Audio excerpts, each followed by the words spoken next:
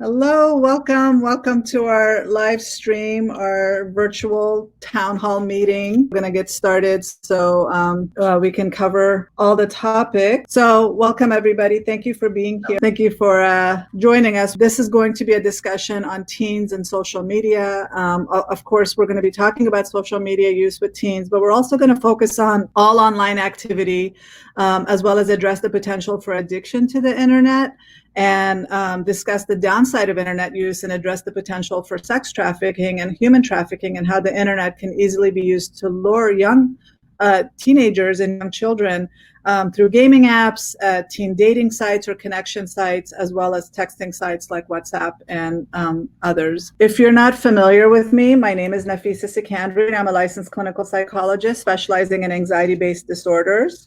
I'm also the mother of a teen. A few weeks ago, I watched a Netflix series, Jeffrey Epstein, Filthy Rich, and was introduced to the world of human and sex trafficking involving kids as young as 14 years old. Coincidentally, right around the same time, I also started working with a woman who shared with me that her 12-year-old daughter met a guy online, and he convinced her to let him come into the house, and he had sex with her in the house while the parents were sleeping. And so this is really scary. I know we've seen a lot of 2020 episodes. We've seen a lot of those online, a lot of news coverage of all this, but it doesn't really hit home until you connect it to a kid that you know and the potential for danger. So the Netflix series, along with this mother's horrifying story, had a very huge impact on me because I'm a mom of a teen, and how easily something like this can happen to any of us. So I wanted to create an opportunity for us to talk about this, address the concerns, and then find out how we can keep our kids safe online. And so, of course, I'm not ignorant. I've heard of human trafficking for years. I've heard of sex trafficking, but it's never registered until I watched that episode. I didn't really pay much attention to it. And then I looked it up just to see, because I'm in Arizona, just to see how prevalent it is in Arizona. And it is a huge business in Arizona. And it didn't even slow down for even a tiny bit due to COVID. It's just been continuing to go on. And then I started hearing about missing teens in the Muslim communities and other communities in California, and then that really affected me. So for that reason, I really wanted to create something like this, an opportunity for us to talk about it. And then besides the traffickers, there are sexual predators, scammers, identity thieves, and hackers who are constantly exploiting social media to trick young, unsuspecting teenagers. So you might think your 13-year-old kid is talking to someone that might be another 13-year-old, but it could actually be an adult. And so it's really important as parents for you guys to be aware and to know what you're dealing with, and for us to educate ourselves and continue this conversation. So I wanted to share as much information as possible today, and then talk about the dangers and have a conversation on how we can keep kids safe. But I'm not coming to you as an expert on social media. I have information, but I'm not an expert on all of this. So I wanted to make that clear, and that my goal is to raise awareness and start a conversation, encourage you to talk about all this to your children, to your families, about how to be safe online and offline. So for that reason, I'm joined today by Hossein Mojadidi, who not only is my dear cousin, but also the co-founder of Mental Health for Muslims, a website that we both put together back in 2009. But she's also a mother of two boys and works extensively with the Muslim community, and she's more knowledgeable about teens and online use, so I invited her to join me and to shed some light on the topic. I was also going to be joined by a teen panel today who will be giving us a firsthand glimpse about what it's like to be a teen and dealing with all the different apps, games, and social media. But unfortunately, two of our members were unable to come due to technical difficulties. So we do have one representative. Yes, will be joining us and sharing some information from her perspective about what it's like to be a teen and using social media. And then given that all kids have been self-quarantined for the past 4 or 5 months, at least here in the United States, we're finding more and more of them are online and using social media and being active online extensively, because they're kind of stuck at home. There's really not a lot to do. So how do you as parents create balance and how do they create balance in their time on social media? So we'll find out when we talk to Yasmin about it later. And if there are other teens that want to join our panel and want to shed light on all this, we welcome you to come in and join the conversation.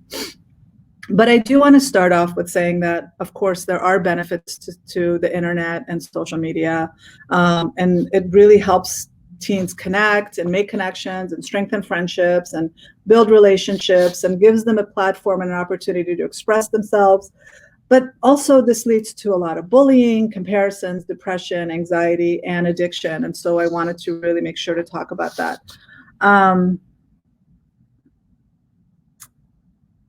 So here are some dangers, potential dangers of social media. So obviously my concern is the exposure to inappropriate, upsetting, or adult-themed content, teens practicing questionable judgment, oversharing, in risky ways and inappropriate ways, being impulsive, cyberbullying, strangers having access to teens, the erosions of personal privacy. They might think they're sending one thing to one person, not realizing that that content is being shared everywhere without their consent. Distorted perception of what healthy relationships are. Constantly comparing themselves to other people, needing validation, instant gratification. My biggest concern is, and what I'm seeing in therapy, is the over-sexualization of teens that are not ready for that exposure. And then, of course, lack of sleep and wasting time. So I'm also noticing sleep disturbances with kids who are unable to disconnect from the internet due to the fear of missing out. There's a lack of structure with homeschooling that has also disrupted their sleep pattern. So there might be waking up later and going to bed really late. So they're not really being true to their circadian rhythm and getting the sleep that they need. And then also 1 out of 10 teenagers report to always using social media between midnight and 6 a.m. 1 out of 10. Sleep deprivation and sleep disturbances are directly linked to loneliness and depression during adolescence. So we find that teens who spend 5 hours a day on their phones are 2 times more likely to show depressive symptoms. And that's really concerning for me as a mental health professional. Many are also not eating real food. They're not, they're snacking all day. In some cases, they're snacking all night. They're not eating real food that's giving them that chemical boost in their brain so that they're not more prone to addiction. So that's really a concern for me. And then being constantly connected has led to lack of exercise, lack of activity, and then they're being more sedentary, which is also not good. And then my thing is the most disturbing aspect of teens and social media is seeing an increase in depression and anxiety, not only for the reasons that I just mentioned, but also because they're comparing their ordinary lives to the well-curated, perfectly selected images of social media influencers online. So, of course, their lives are never going to measure up if they're doing that. So I have a lot of concerns and would like to at least start a conversation about it all today, but I also want to encourage you all to join in as well. So I posted a link. So if you wanted to join us, use that link to join us live here on the stream and ask your questions and have the conversation. I can have up to 10 people on here. So don't worry about, we'll moderate who's coming on. Imagine this being in a town hall where you walk up to the mic and ask a question and then we'll answer your question. So I hope that helps. So for now, I want to bring in Hosai Mujaddidi and introduce her a little bit. She's, again, like I said, the co-founder of mentalhealthformuslims.com. She's served the Muslim community for over 25 years as a teacher, public speaker, author, spiritual counselor, mental health advocate. She teaches self-development and spiritual development classes for adults and youth, and she's actively involved in promoting social emotional learning and mental health advocacy to students, educators, via workshops and trainings. So let's bring dear Usi here. Hello. Hello. Oh, good. Assalamu alaikum. How are you? Good. How are you? Thank you for being here. Thank you, Dr. Nafisa, for inviting me here on this incredibly important topic. It's an honor and pleasure to be here. Well, I know that you have a lot of experience, a lot more than I do. I mean, you have connections with social media. You're well versed with it, way more than I am. You seem to educate yourself with TikTok and whatever's out there. I'm not as savvy as you are, so I think you have a lot of information to share with us. And um, so tell us a little bit. What can you share about your experience with teens and the potential downside of teens online activity? What are your experiences? Sure. I have been speaking about the dangers of social media and the importance of social media literacy for a few years now because, I've observed the trends of what's going on and how these apps have become more and more ubiquitous, more and more addictive. And when you look at the data, as an adult, we have to be honest with ourselves. And I think our teens will also appreciate that honesty when we ourselves can admit that social media can be very addictive, and most of the time I think adults themselves, like I said, struggle to put limitations and to prioritize, spending time with family instead of looking at the phone at dinner time. There's a lot of things that I've heard over the years from teens, who are like looking to their parents. So I think we just have to be honest with the fact that these platforms are designed to, yes, to keep us connected as much as possible.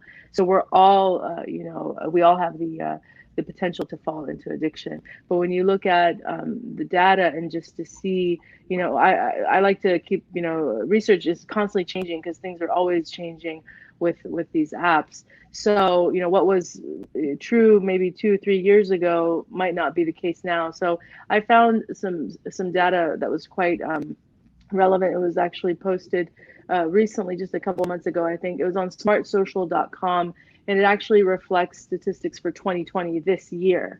So, or it was produced this year, but the data was just really compelling. And it's, to me, this is the kind of stuff that I think we need to share, which is why I appreciate platforms like this, because if we educate people, they'll probably start to think things differently.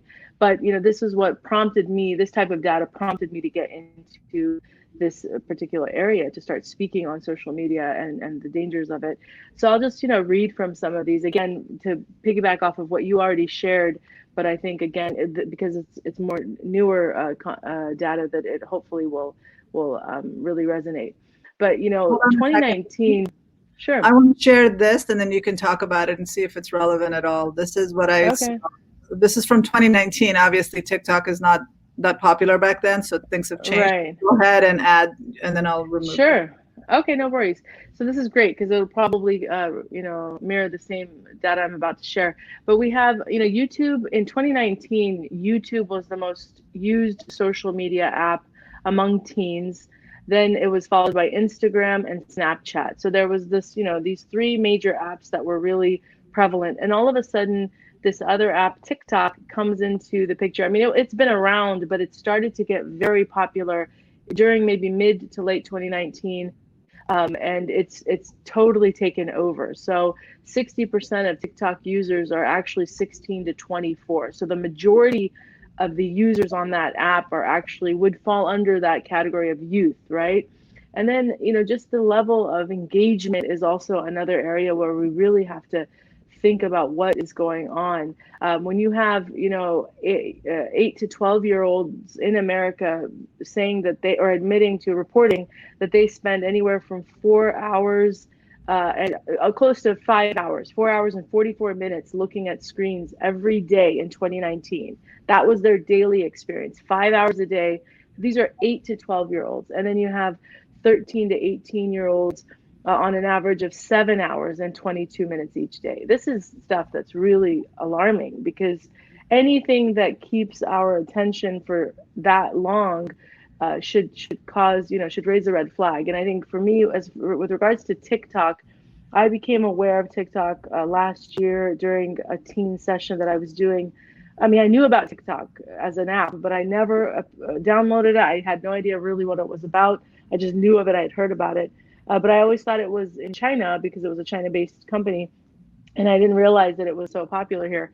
So I was doing a teen panel, and there was a young teen who admitted, in the discussion that it's so addictive that she had spent 4 hours one day on it, and she didn't even realize how much time what had gone by because it was so addictive. So when she said that, I was like, I need to see what is on this app that has made it so popular with teens now, as opposed to all these other ones. Each of them, of course, offer their own thing, and that's why they still maintain an audience, because there's among teens, because teens still like to use the different apps for different reasons. But TikTok, having come on the scene relatively late, but just taken over, and I think there's 500 million active users on TikTok every day.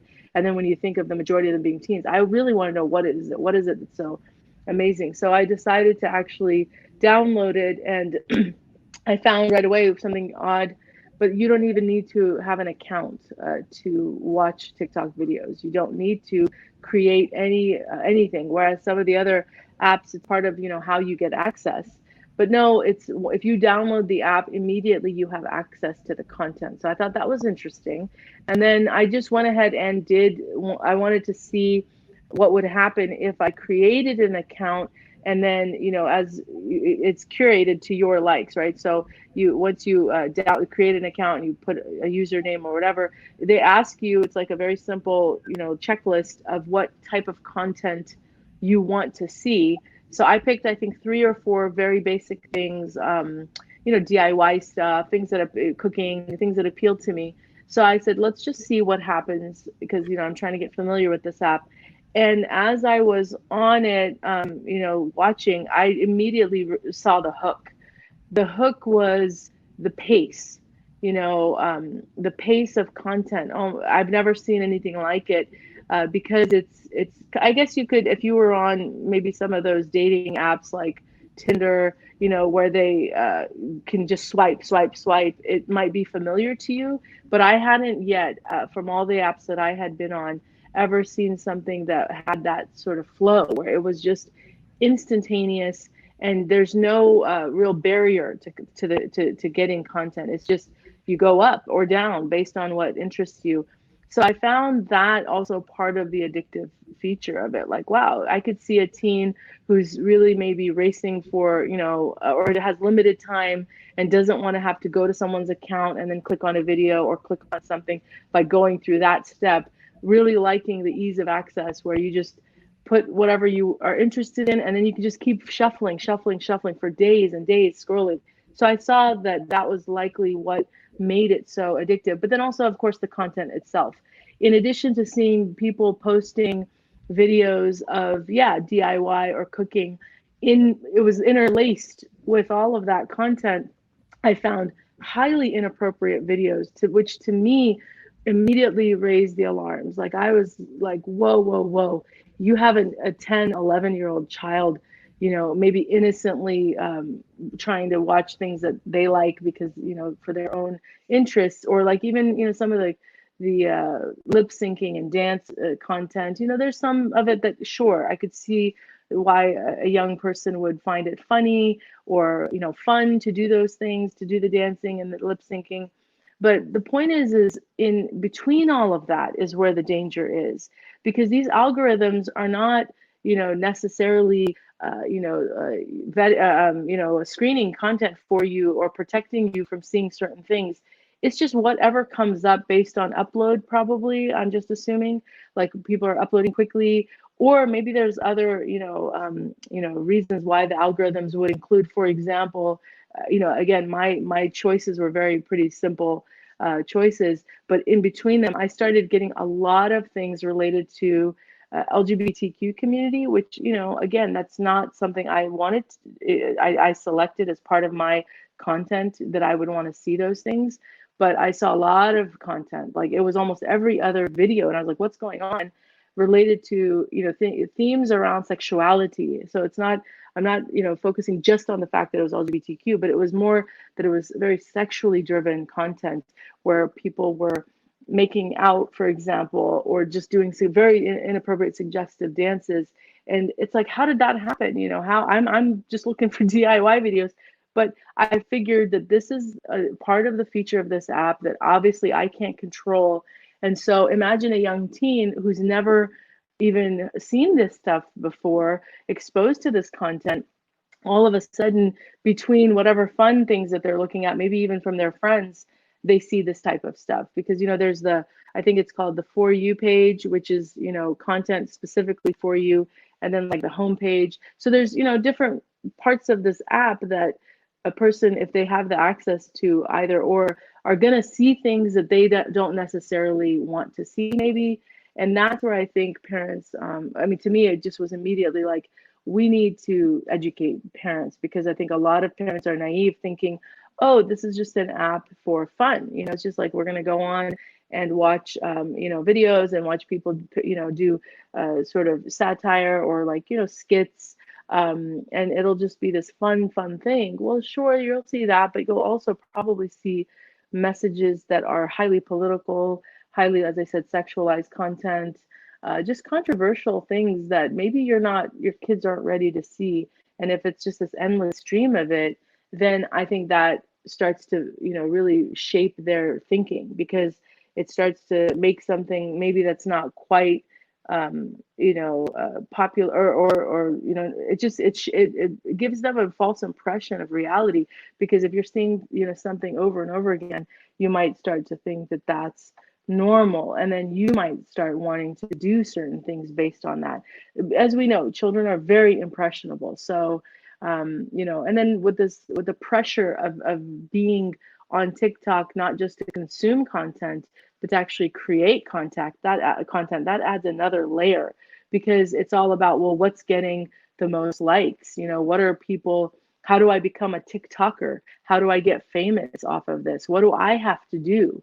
And so you see a lot of other things that, to me, as a Muslim anyway, we have ethics, we have values, we have morals that we really try to stick to. So when you see, for example, young Muslims, and this is what the other thing that really troubled me, starting to make a mockery of religious practices like the prayer or reading the Quran, or even approaching their elderly grandparents and using them as part of their skits, and humiliating them in many ways. Or what I've seen some teens do, because again, it's for the likes, it's for the laughs, they'll catch their parents in a very intimate, private family moment. Maybe the mom or the father is upset about something, and they're just speaking openly, they're in their home. But these teens, because they want the follows, they will record those things and then upload it, and the parents have no clue whatsoever that their private family moment was just shared to millions of people all over the world. So I feel like this is part of also the problem I have with it, that there's just this this attitude that whatever you have to do, and just get creative as possible, and even if it means compromising other people or your own values, as long as you get those likes and you get an instant shot to fame. That message is so prevalent on social media generally, but I think especially on TikTok now, because people are finding that it's very easy to become TikTok famous. You don't have to necessarily have a special talent or look a certain way. You could just have content that is something that some people want to see.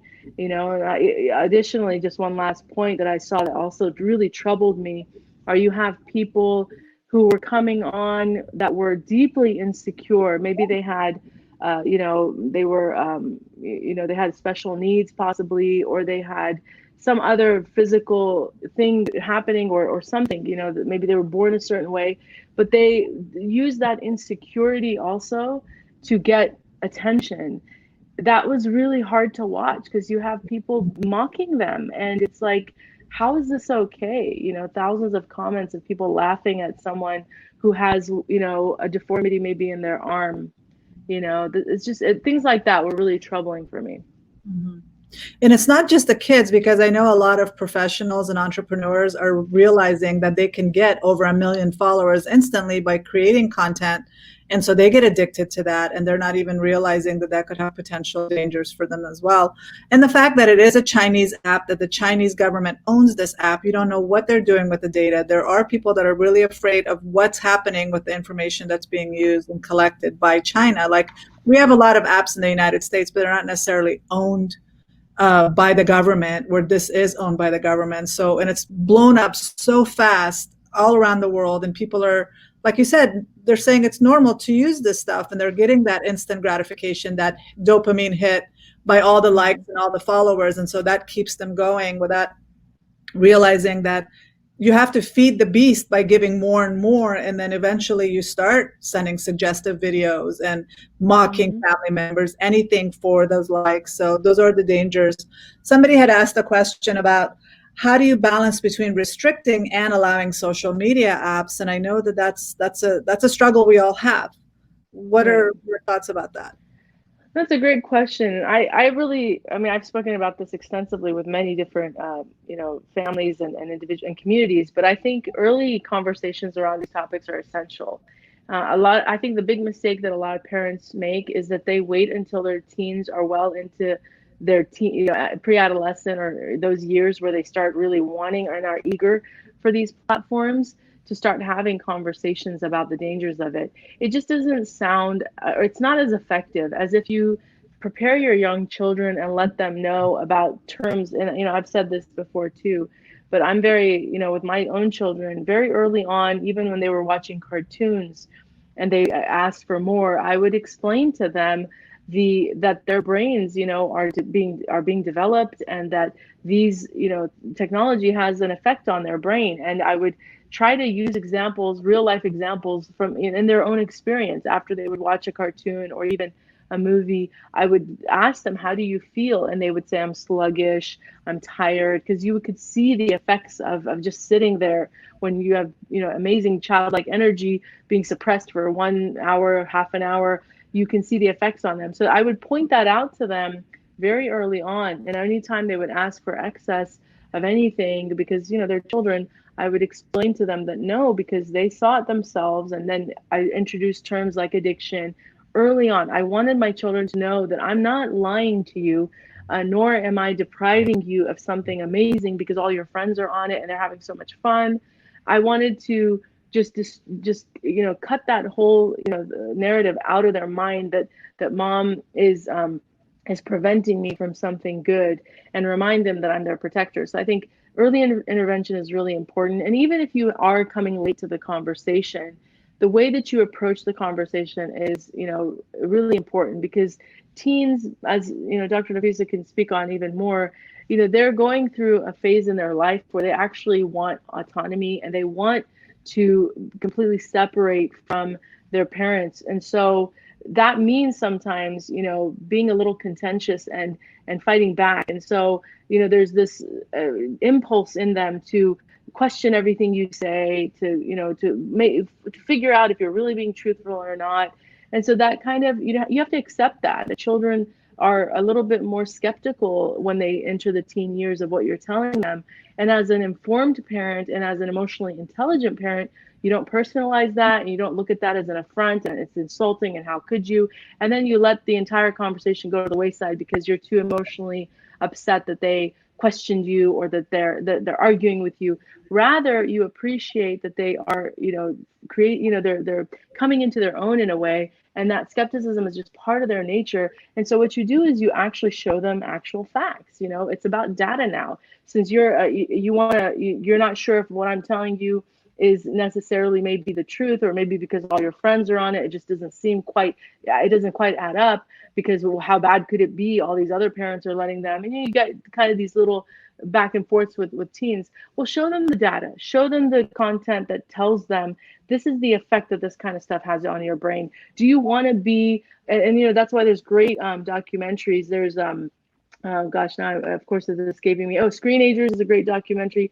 There's another one that's specifically on anxiety. I cannot remember the name of it, but it's a great documentary that really does show as objectively as possible the ramifications of being on this stuff for boys, with video games and the addictive nature of video games, and for girls on social media, and getting caught up emotionally again, being swept away by people who are not there for, with good intentions, and really helping to highlight with real examples the dangers of it, and how it can kind of just creep up on people, because they unfortunately, part of the other problem with teens is they feel that they know, and it's because they really want to, again, like I said, be respected and have more autonomy, so they assert themselves.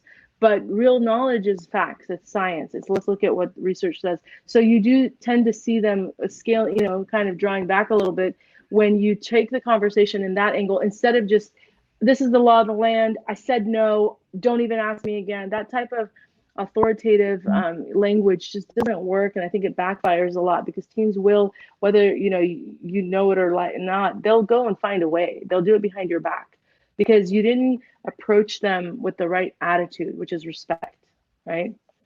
That is a concern, because on the one hand, their brains are not fully developed, and given their lifestyle, they're not eating well, they're not sleeping well, their frontal lobe is even less active, and so they're very impulsive. They're looking for that dopamine hit, and so that is the addiction rate of it. And when we're trying to stop them, that does create a backlash. But at the same time, because their frontal part of their brain is not fully active until they're 25 for girls, 28 for boys, we as parents have to be that frontal lobe for our kids. We have to be the ones to put on the brakes when they're not able to. So we're assuming that if we teach them about the dangers of sugar and how it's causing inflammation and obesity and all of that, that we can leave them in a cupcake store and they'll be able to only have one or two. I know that if I was a teen and I was left alone with all the temptations, I probably would take advantage of it too. So I totally get it. But we need to make sure we limit that access. And so that's where the struggle is with the parents. Like, how do you stop that? First of all, I am so serious about the importance of sleep for our teens. We're seeing an epidemic in mental illness within the teen population because they're not getting enough sleep. They're not resting and repairing their body. They're not feeling refreshed at night. They're up all night snacking on junk food and being on the phone. They're thinking, as long as I'm sleeping from 6 a.m. until 2 p.m, I'm good. I'm getting enough sleep. That doesn't matter. Our bodies are synced with the rising and the setting of the sun. We need to be asleep at night. We need to be asleep and take advantage of that increased melatonin that our body naturally produces. And we need to be asleep so that we can go into that deep reparative stage of sleep and heal ourselves. Without it, we're not going to have that opportunity. And so that's my biggest concern. And I feel like we need to just completely shut down all access to, turn off the modem, whatever, shut off access to the internet at night. A lot of kids have TVs in their bedrooms. They're watching Netflix and they're watching all these other streaming shows. And so that we need to be more active. We need to be more proactive. And like you said, not only having the conversation early on, but don't give them so much access and then expect to easily be able to take that access away. You're not going to be able to take it away. So you need to slowly have them earn, as their maturity, increases, then they have more access. But so there's a lot we can do. But I wanted to also talk about parental controls, like how effective are they? And I know that kids are smart. They figure out how to get around these parental controls. What are we supposed to do as parents as far as parental controls? No, it's a great question, because I think it has been unfortunately used as a crutch by some parents who don't know how to limit their kids. They think, well, I'll just put in these controls or these apps that will report to me their activity. But as you said, at the bottom line is that kids are smart, and if they want access to something, there are so many opportunities for them to do that without your knowledge. You wouldn't even know. They could easily, for example, there's what we call vault apps. A lot of parents are not clear about what these are, and you should look into them. Vaults, like a vault, right? Vault apps are created, and there are thousands of them, to mimic other, legitimate apps like a calculator, a calendar, something that looks just totally benign and innocent, but it's actually a portal. So you open it, and it requires a password, and then it allows you access to maybe a messenger service or some ability to transfer information. There's a lot of those apps, and a lot of teens, that's one of the back channel ways that they use to get, to dupe their parents, unfortunately. So parents have to just keep an eye out for those types of things. As far as parental controls, there's different, systems, but I think ultimately you can, some of them, yes, require monthly, fees, or they can be costly. So that might be a deterrent for some parents. If you're on iPhone, they do have, their own systems that you can put in.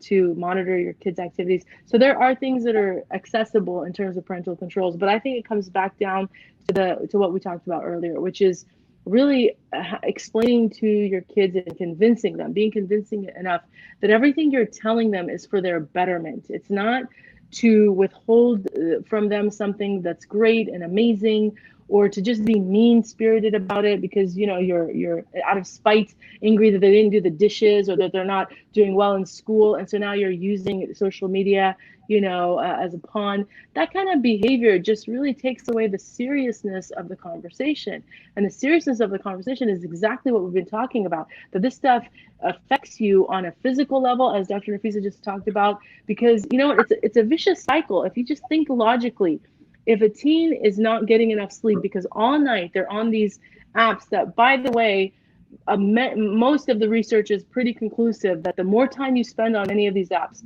the lower your feeling of just feeling good. You just feel bad. You feel inadequate. So it induces insecurity. It induces inferiority complexes. So you're letting your children, because you want to be the nice parent, have these apps, not realizing, well, they're spending their nights and days on this.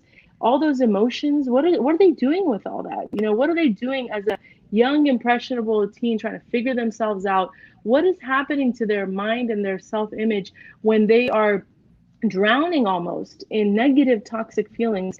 And then on top of that, they are not getting that restful sleep that they get. So what happens? And this is where we have to just be like really just honest.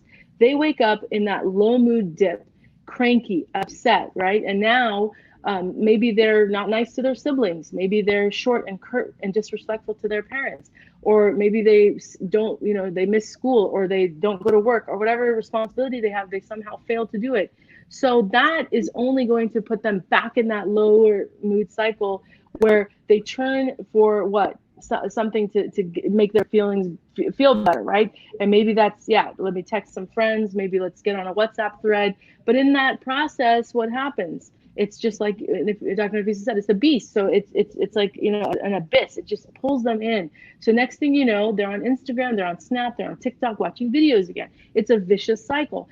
And all of it is, what is it doing? It's putting them in that low state. And from a spiritual level angle, and this is where why I really like to remind parents, our faith, as Muslims, there's a whole body of study that is referred to as the spiritual sciences, or the tazkiyat an-nafs, we call them, which is purification of the soul, purification of the heart. And there are 25 specific spiritual diseases that are mentioned. One of the books that I often use is Purification of the Heart, which was translated by Sheikh Hamza Yusuf. But in that book, it outlines some of the diseases that are just human diseases, spiritual diseases. And in my estimation, when you look at what social media does, and especially being on it for as long as we saw in the research, right, 4 hours, sometimes 7 hours a day, it is literally filling our teens' hearts with disease, literally, and our own hearts. For those of us who are also not protecting our hearts and doing what we need to do spiritually to protect our hearts, we're also affected by it. This is just what it is. It's allowing for envy, right? How many people have walked away looking at someone's Instagram or someone's post, feeling envious of them, feeling jealousy, hatred, feeling a desire to harm? I mean, people bullying is so common on social media, and they'll do it in the most really just depraved ways. Anonymous accounts, they'll tear people down. And so it's inviting all of these really serious diseases of the heart. And we have to ask ourselves as parents, as Muslims especially, and I'm speaking to a certain demographic, what is your role as a parent? It's to raise your children and to protect them, to give them that strong identity of self, so that they can go on and take on this world, which, as we know, is very complicated and complex. How are you helping your teens by doing that? By giving them something that actually tears them down from, it's like implosion, because it's inward. They're imploding on the inside spiritually, because all they're getting is negative toxicity, and it's just a vicious, like I said, cycle of it. And if you don't see that you're contributing to that, then unfortunately, you'll probably learn the hard way when they are full-blown addicted to pornography. How many boys are, and girls now, pornography, by the way, is not just a boy problem. Many teens are fully addicted to this because they have access to these devices. So we're now talking about a different aspect of unmonitoring, or not monitoring enough, or not, helping our teens, really restrain themselves. But it absolutely is relevant. So we have social media problems, video games. We have, problems of being on and exposing yourselves, all the dangers that Dr. Nafisa mentioned in the beginning, but also this other aspect, which is pornography. And this is far, I mean, I've actually spoken to parents who are absolutely struggling because they feel like they've lost their children. My son is completely, fully addicted. And what do you do with that? It's like now you've got a lifelong problem that likely he's going to have to struggle with, or she, forever. And so we really have to think long term. Stop giving in to the instant gratification and to the fun and all my friends are on it. It doesn't matter. Your kids will tell you everything and anything to emotionally manipulate you and coerce you to give them, to give in to them. But you as a parent have to remain the authority and to know that there are dangers that they might not quite understand.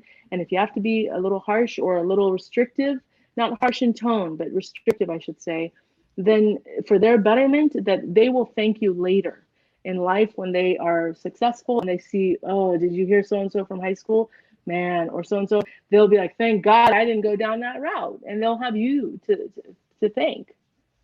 Well, the whole thing about addiction is it rewires your brain, and it's like doing cocaine for the first time. You get that high, and then you constantly are chasing that initial high, and you want that hit of dopamine constantly. And that's how gaming and social media and online use literally rewires the brains of these children. And so all of their behaviors are in line with what an addicted person would do. They lie, they'll manipulate, they'll I'll talk about this later on about how it completely affects them as if they are on drugs because they're getting that hit. And a lot of times, one of the best tips I heard once was when you're trying to stop your kid from playing a video game, because when they're playing a video game, they're in a zone, they're in a trance. And so you breaking that trance by turning the TV off, it completely, that shock of deprivation of that chemical hit really makes them react in a way that's not necessarily behavioral, it is chemical.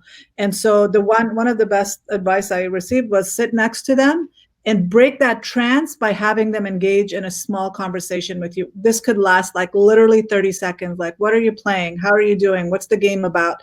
And as soon as they look away and they're talking to you, that trance is broken. And then you can say, okay, in a minute, I'm going to turn the TV off.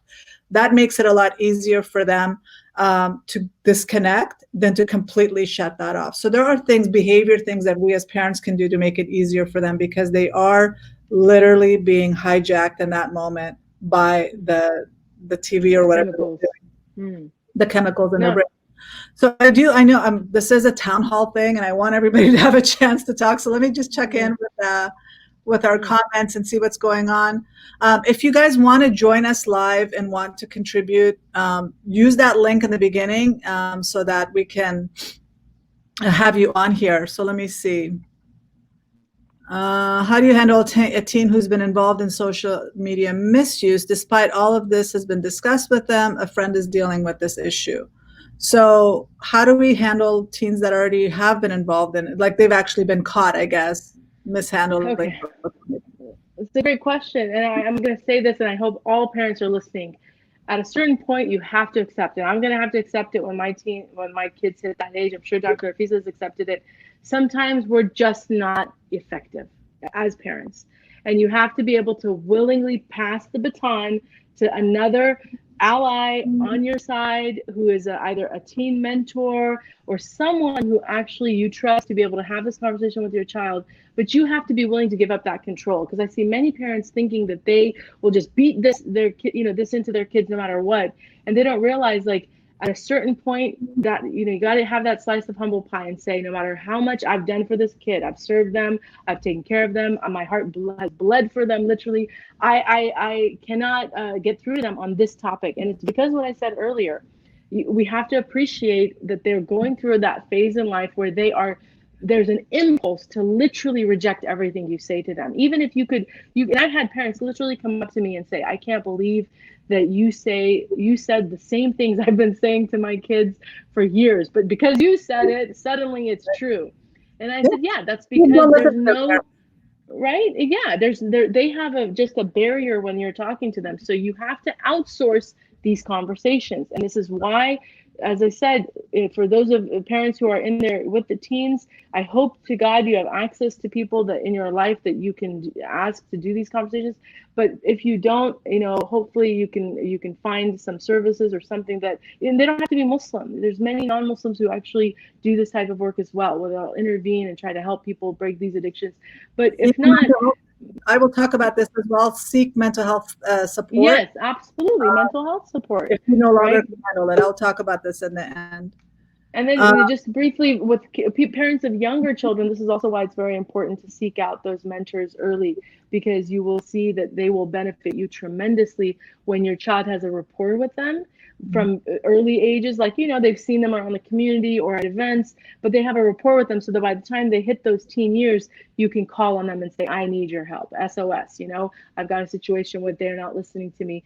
And inshallah, it'll be well received. But at the end of the day, and I'm going to speak just briefly on to the Muslim, listeners, we also have a belief that we as parents do whatever we possibly can, but outcomes are not by our, we don't decree outcomes. It's by God. So you kind of have to just always have that in your mind that, as long as you're doing what you need to do, if your children never listen to you and they just go off on their own route, well, you know what, that's part of life. And it's happened to prophets before, it's happened to saints before. It's not in any way necessarily a measure of your parenting. So don't take that burden on yourself. Just accept outcomes or not. You don't determine outcomes, and just try your best.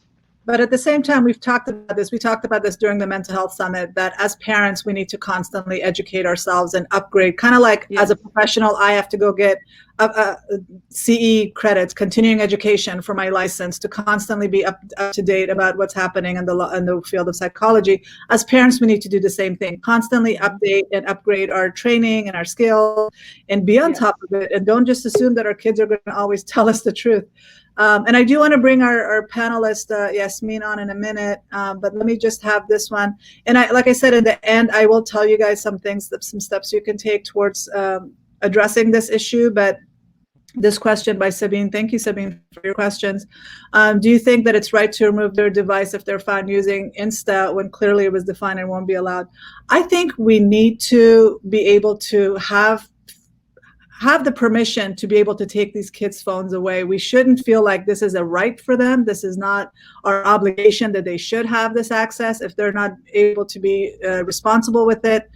I have a lot of parents that are like, well, I can't take their stuff away. What are they going to do without it? And so the kids kind of know that, well, they're not going to be able to take my stuff away, so they can continue to abuse their privileges. But just because you give it to them doesn't mean it's for good, that you can't take it away. That's my take on that.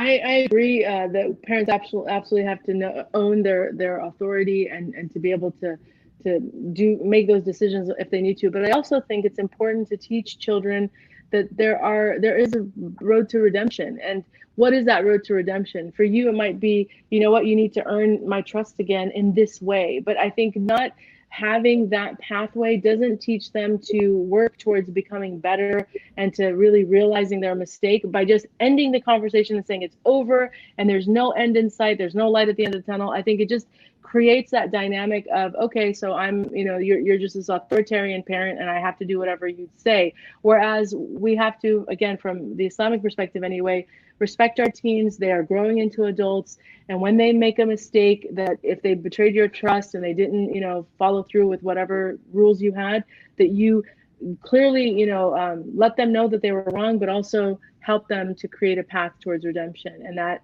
is going to be different for everyone. Yes, to re-earn your trust. Yeah. And that'll give them hope so that they're not just spiteful and angry at you all day long. Yeah, they do need to definitely earn it. So wonderful to have you here, Rana from Ghana. Nice to have you. And Suzanne, thank you so much. You are amazing. That's so sweet. Mm-hmm. Thank you. Glad to have you here.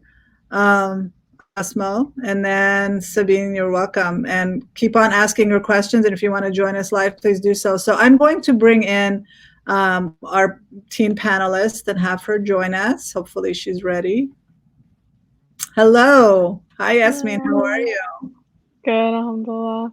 How's your day going? Good. Tell me a little bit about how old are you? I'm 17. Okay, so you are definitely in the teen stage, and hopefully you can share some. I'm sorry that you're the only one here, but I hope you can answer our questions. And if you feel like you can't answer anything, or you feel like questions are not within your scope or understanding, don't answer anything. And then also, don't share. You don't have to share anything about anything you've done. You can speak in generalities as far as um, what people are doing, I guess, what other teams are doing, because you do have access to that. So Osai and I were just talking about the exposure to pornography and sexting and sexualization of teens. I mean, I hate to get into like something that heavy, but what are you noticing with teens your age, and how early they're exposed to stuff like this? Well, I definitely think that the addition of like social media into our lives makes it a lot more accessible, and it's like much easier for us to get it because it's like there so easily. But I just think like I'm not like into that. So like I don't go out and pursue it. It's like not that hard to avoid it if you're not looking for it. Like one thing that I was talking about the TikTok, how I'm noticing that there's different levels of TikTok. There's the average level of TikTok where we're all seeing like there's a lot of cute little videos, and then there's the deeper level where there's a lot of sexual content. What can you say about that?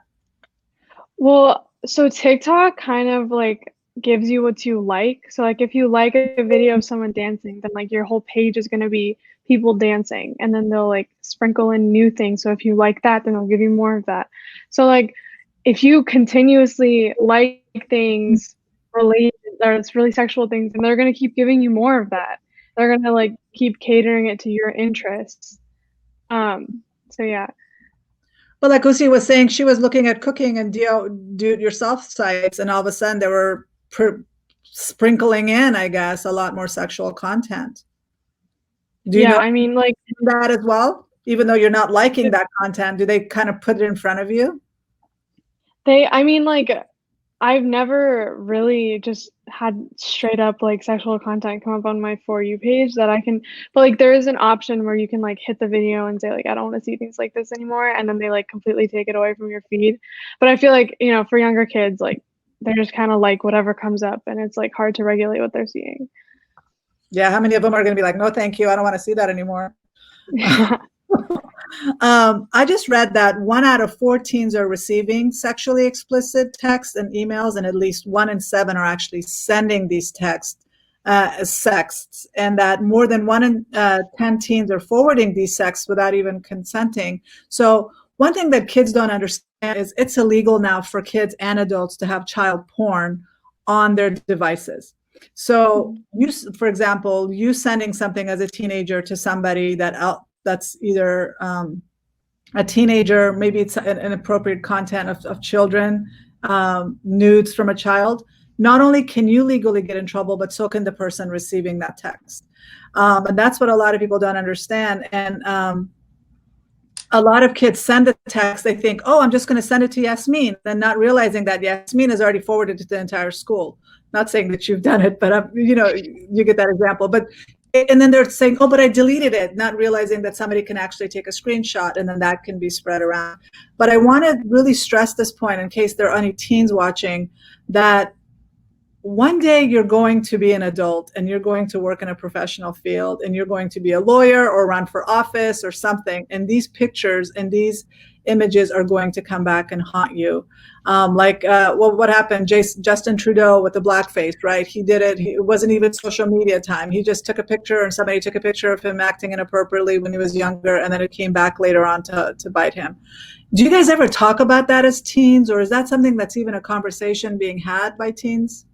Well, generally, like it's just kind of known that you don't really send things like that. I mean, there's like a common saying of like no face, no case. Like if your face isn't in it, then like you don't have to, you know, like you won't get in trouble for it. But it's just really like you can't really trust anyone because it's so easy just to like take a screenshot and send it more, and then they use it as like blackmail or like whatever. And there have been so many celebrities who like recently come to fame, and then their like 14, 15-year-old nudes like gets exposed and they get in all this trouble for it. I think you just have to really be smart about it and just stay away from that kind of stuff. Well, one thing I was, and that before I talk about the sex trafficking later, but a lot of these pedophiles and predators, they don't necessarily need the nudes of a teen. They can find nudes online easily. But what they do in that interaction, like if I'm a pedophile and I'm targeting you, Yasmin, I could be saying, oh, well, send me some nude pictures. And if you agree to send me those nude pictures and I was convincing enough for you to trust me to do that, after that little micro commitment, then I can make you send me way more details and way more information, like your personal address, your whatever. You can send me pictures. You can even eventually, I can talk you into allowing me into your home one way or another. And that's what a lot of teens don't realize. It's not that these people necessarily want your nudes, because like I said, body parts are body parts. They could get it anywhere. When you make that micro commitment to give them something that personal and be that vulnerable with them, then they've got you and you can give them anything else that they ask for. And I just wanted to really make sure that I put that out there so that teens realize that when people are asking for their nudes, it's not just about the nudes, and they need to be really, really careful. First of all, don't send the damn nudes, but also be really careful about what's really behind it as well. And then also the bullying that's happening. 59% of US teens have been bullied or harassed online, with more youth experiencing bullying on Instagram than any other platform. What have you noticed about bullying with the comments that you've probably seen, or with your friends, what they've gone through? I'm sorry, can you repeat your question? You just cut out for a second. Yeah, the bullying issue, that 59% of teens are being bullied, and more youth are experiencing bullying on Instagram than any other platform. What's your experience been regarding bullying with kids?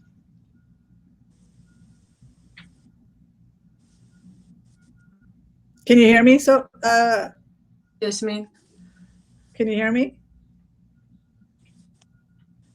I think there's a connectivity issue here.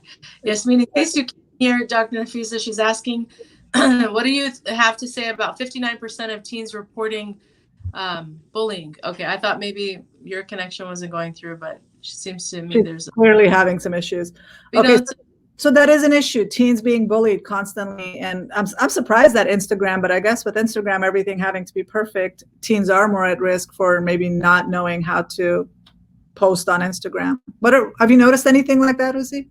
Sure. I mean, I've even polled teens about, there is definitely an element of bullying that happens, and there's a lot of pressure, and there's also a whole, there's a lot of rules around teens and social media, especially on Instagram, like posting, it's interesting because, I think most people or most adults. Oh no, you're back. Okay, perfect. So we'll go ahead and let. About bullying. Did you want to share about bullying on Instagram? Sure. Yeah, I think it's really easy to like.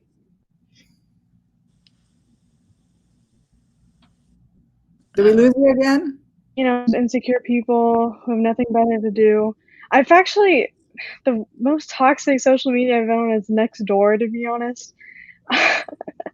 There are some crazy people who are so mean, but I think it's just really easy to hide behind a screen and be insecure. And I've seen it, it's like really prevalent on Twitter. That's a big one. In Instagram, like, people can see your profile and whatever, but it's on Twitter, it's like, everything is public, so you can comment on anyone's post and get so much backlash and hate for it. That's true. And it, like you said, it is so easy to hide behind the screen and say all those horrible things. But it's usually people that don't really feel good about themselves. They spew hatred, whether it's political, whether it's about targeting teens. It's very easy to do that. And that is a concern that, like Usi, you were saying, they're imploding from the inside. They're dealing with all these issues, but a lot of them can't go and talk to an adult about it. But one thing in my work with bullying, cyberbullying is so much worse, because if you're being bullied at school, you can go home and shut it all off, and you can just have the weekend or the night to kind of put it behind you and then go back to school and have a fresh perspective, right? Cyberbullying isn't like that. It's constant. It's 24/7. You can't escape it.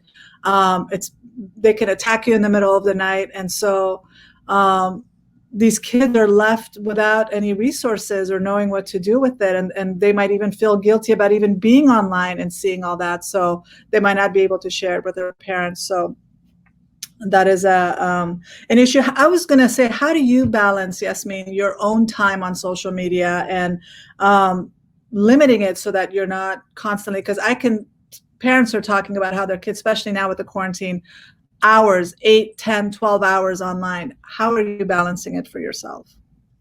Yeah, so I think I'm definitely like at the age where I'm past like the initial buzz of getting, like a Snapchat or an Instagram, and I've kind of started like realizing how much time out of my day it really takes. So I've like set time limits on my phone with it. I have a 2-hour time limit on like all of the apps put together. And then I don't sleep with my phone in my room, which I think like it's the best thing that's happened to me. And like during school time, I wouldn't bring my phone upstairs. Like my computer has like messaging capabilities, so if anything was super important, it would come up my messages. But like I just wouldn't have that distraction.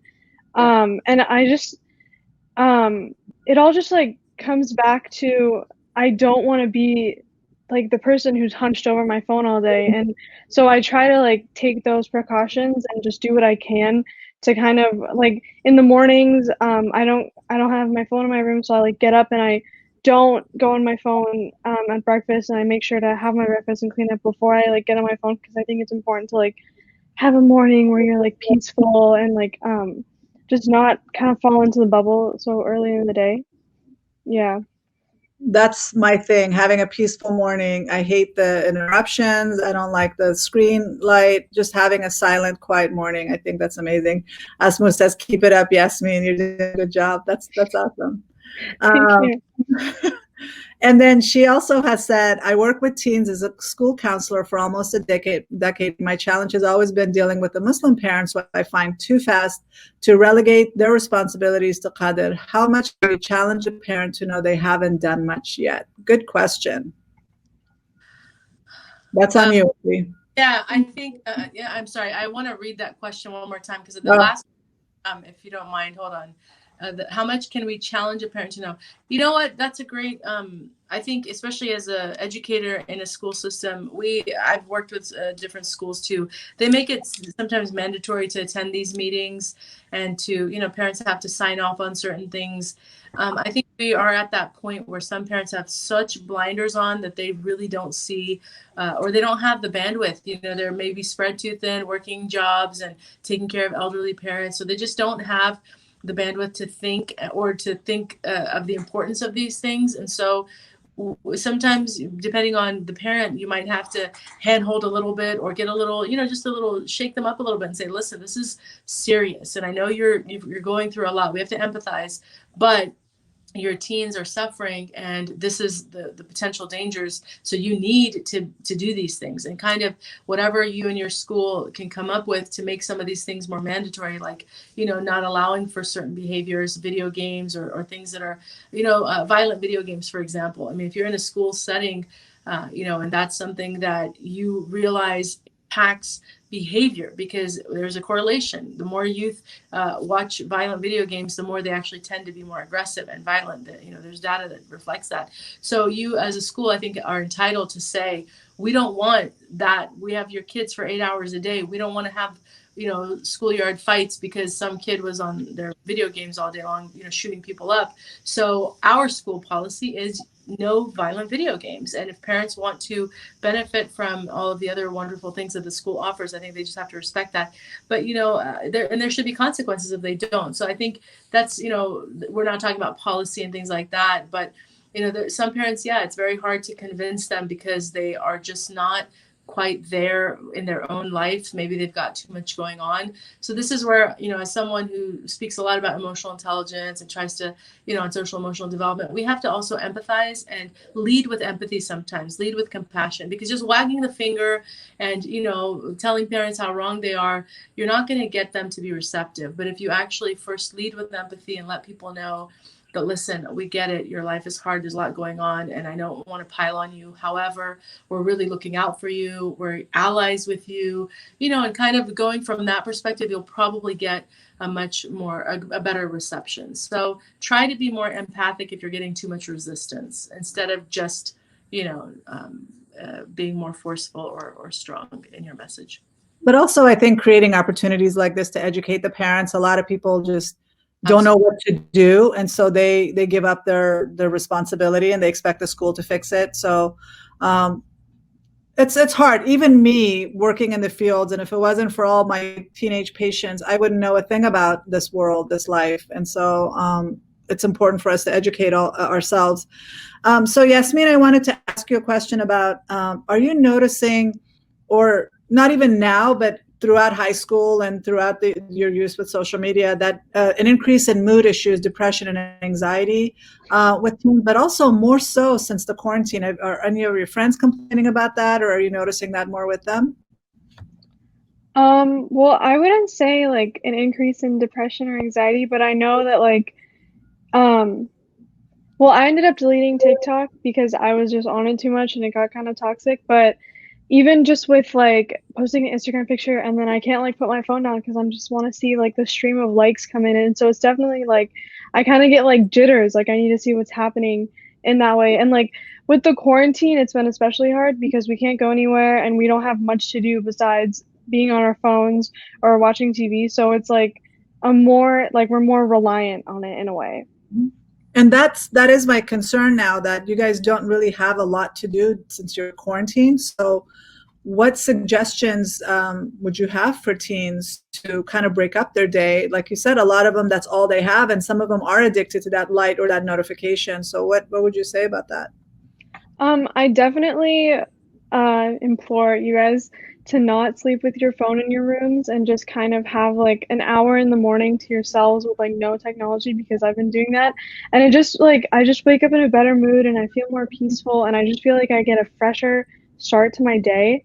I also, like I said, I ended up deleting TikTok a couple months ago because it was like getting bad. I know, it was just like I was on it so much and it was just like an endless stream and it keeps going and going. You don't even realize that you spend like 2, 3, 4 hours on it. So just from the sake of my own sanity, I deleted it. And I also deleted Snapchat because I think Snapchat is really toxic and I don't like Snapchat. Well, what do you what social media, or what do you like about social media? Let's just talk about that. We've talked about a lot of the negatives, but I know there are a lot of teens that are like, there's a lot that's great about it. So yeah, definitely. I think, well, I'm going to college in a couple months, so I had to get Facebook, Instagram to meet roommates and to meet people going to the same school as me, because there's literally no other way for me to do that, you know? And I recently started a podcast and like that's garnered a huge following just because of social media and how we're using it to like get people to listen to it and spread the word about it. So it's been really helpful like that. But I think with the roommate thing, that was a big thing because it's so like it's essential. Like you need to have it in order to meet people. And yeah, that was just one thing. It has become pretty necessary in a lot of ways.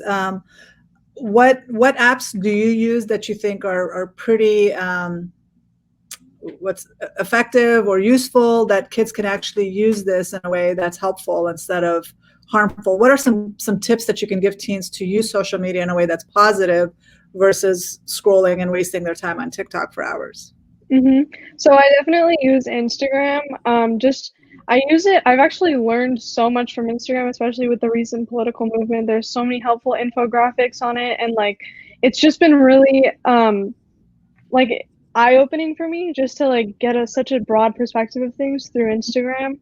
I've been able to see like a lot of views that I wouldn't have otherwise seen. And also, like I said, with my podcast, like I've been able to get the word out like that. And so we've been posting our own infographics. I've learned how to make infographics. And also with Twitter, it's a very informational site. And I know sometimes you can get a biased view on things, but I've learned a lot from Twitter as well. And I just don't think it's completely all bad. Right. Go ahead. Yeah, Yasmin, I'm curious to know your experience because you're in your high school experience. I'm sure social media may have taken on a different sort of presence, as opposed to now that you're in a different trajectory, right? Like you said, you're looking at college, you're looking at trying the world as a bigger place, right? It's more like global now to you, as opposed to that high school world that I think a lot of youth get caught up in, where social media is just an extension of their high school social circle, right? And so that's where I think a lot of parents are having the struggles, because it seems to me like, mashallah, because you're now growing into your own and kind of again on a different trajectory, you're starting to have a different utility for social media. But I think most of the parents who are struggling with their teens are where you may have been, or maybe your friends or your high school friends were just a year ago or 2 years ago, where their entire sense of self-worth, their entire sense of self-image was sort of manifested through their social media accounts, right? And that's why so many youth are addicted to a lot of these platforms. It's because, as you know best, you're still coming out of that high school experience, that there's so much pressure to be relevant, to be seen, to be known, for teens in general, but especially in this day and age where you have high school is now beyond, as Dr. Nafisa said, it's not something that you can just walk away from at 3 o'clock or 4 o'clock when classes end. It's a 24-hour day reality, because your social circle is extended into how many followers do you have on Instagram or Snap, or how many people are following you. So can you speak on how parents can help teens regulate that? Because I think that's, from my end, that's where I feel like most parents are struggling, that their kids are so like desperate to be on these platforms, because it's kind of it's social capital. They get more capital in their high school experience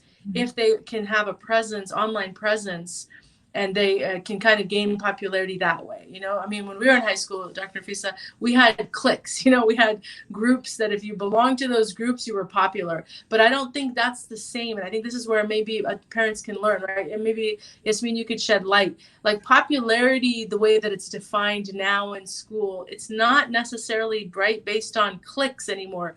No. Is it based online, or maybe it is, but can you speak on how the online influence is also relevant? Yeah, I mean, graduating high school was such a wake-up call for me because, when we all first got our Instagrams, we were all fell into the same trap of like, oh my God, followers, we have to have more followers than people we're following, our like to following ratio and this and that. And I think just like me graduating was such a wake-up call, because I kind of realized that none of it really mattered in the hindsight. None of it really, nobody like treated me differently or whatever because I had, this many followers or whatever. It's just so like sad that people determine their self-worth on it. And I think that it was just a wake-up call, knowing that I'm never going to see these people again. And I spent so many, like 4 years, obsessing over what they think of me, obsessing over what people who click on my profile think of me, that it was just like I wasted so much time trying to regulate that. Oh my, take that, just blast it for you.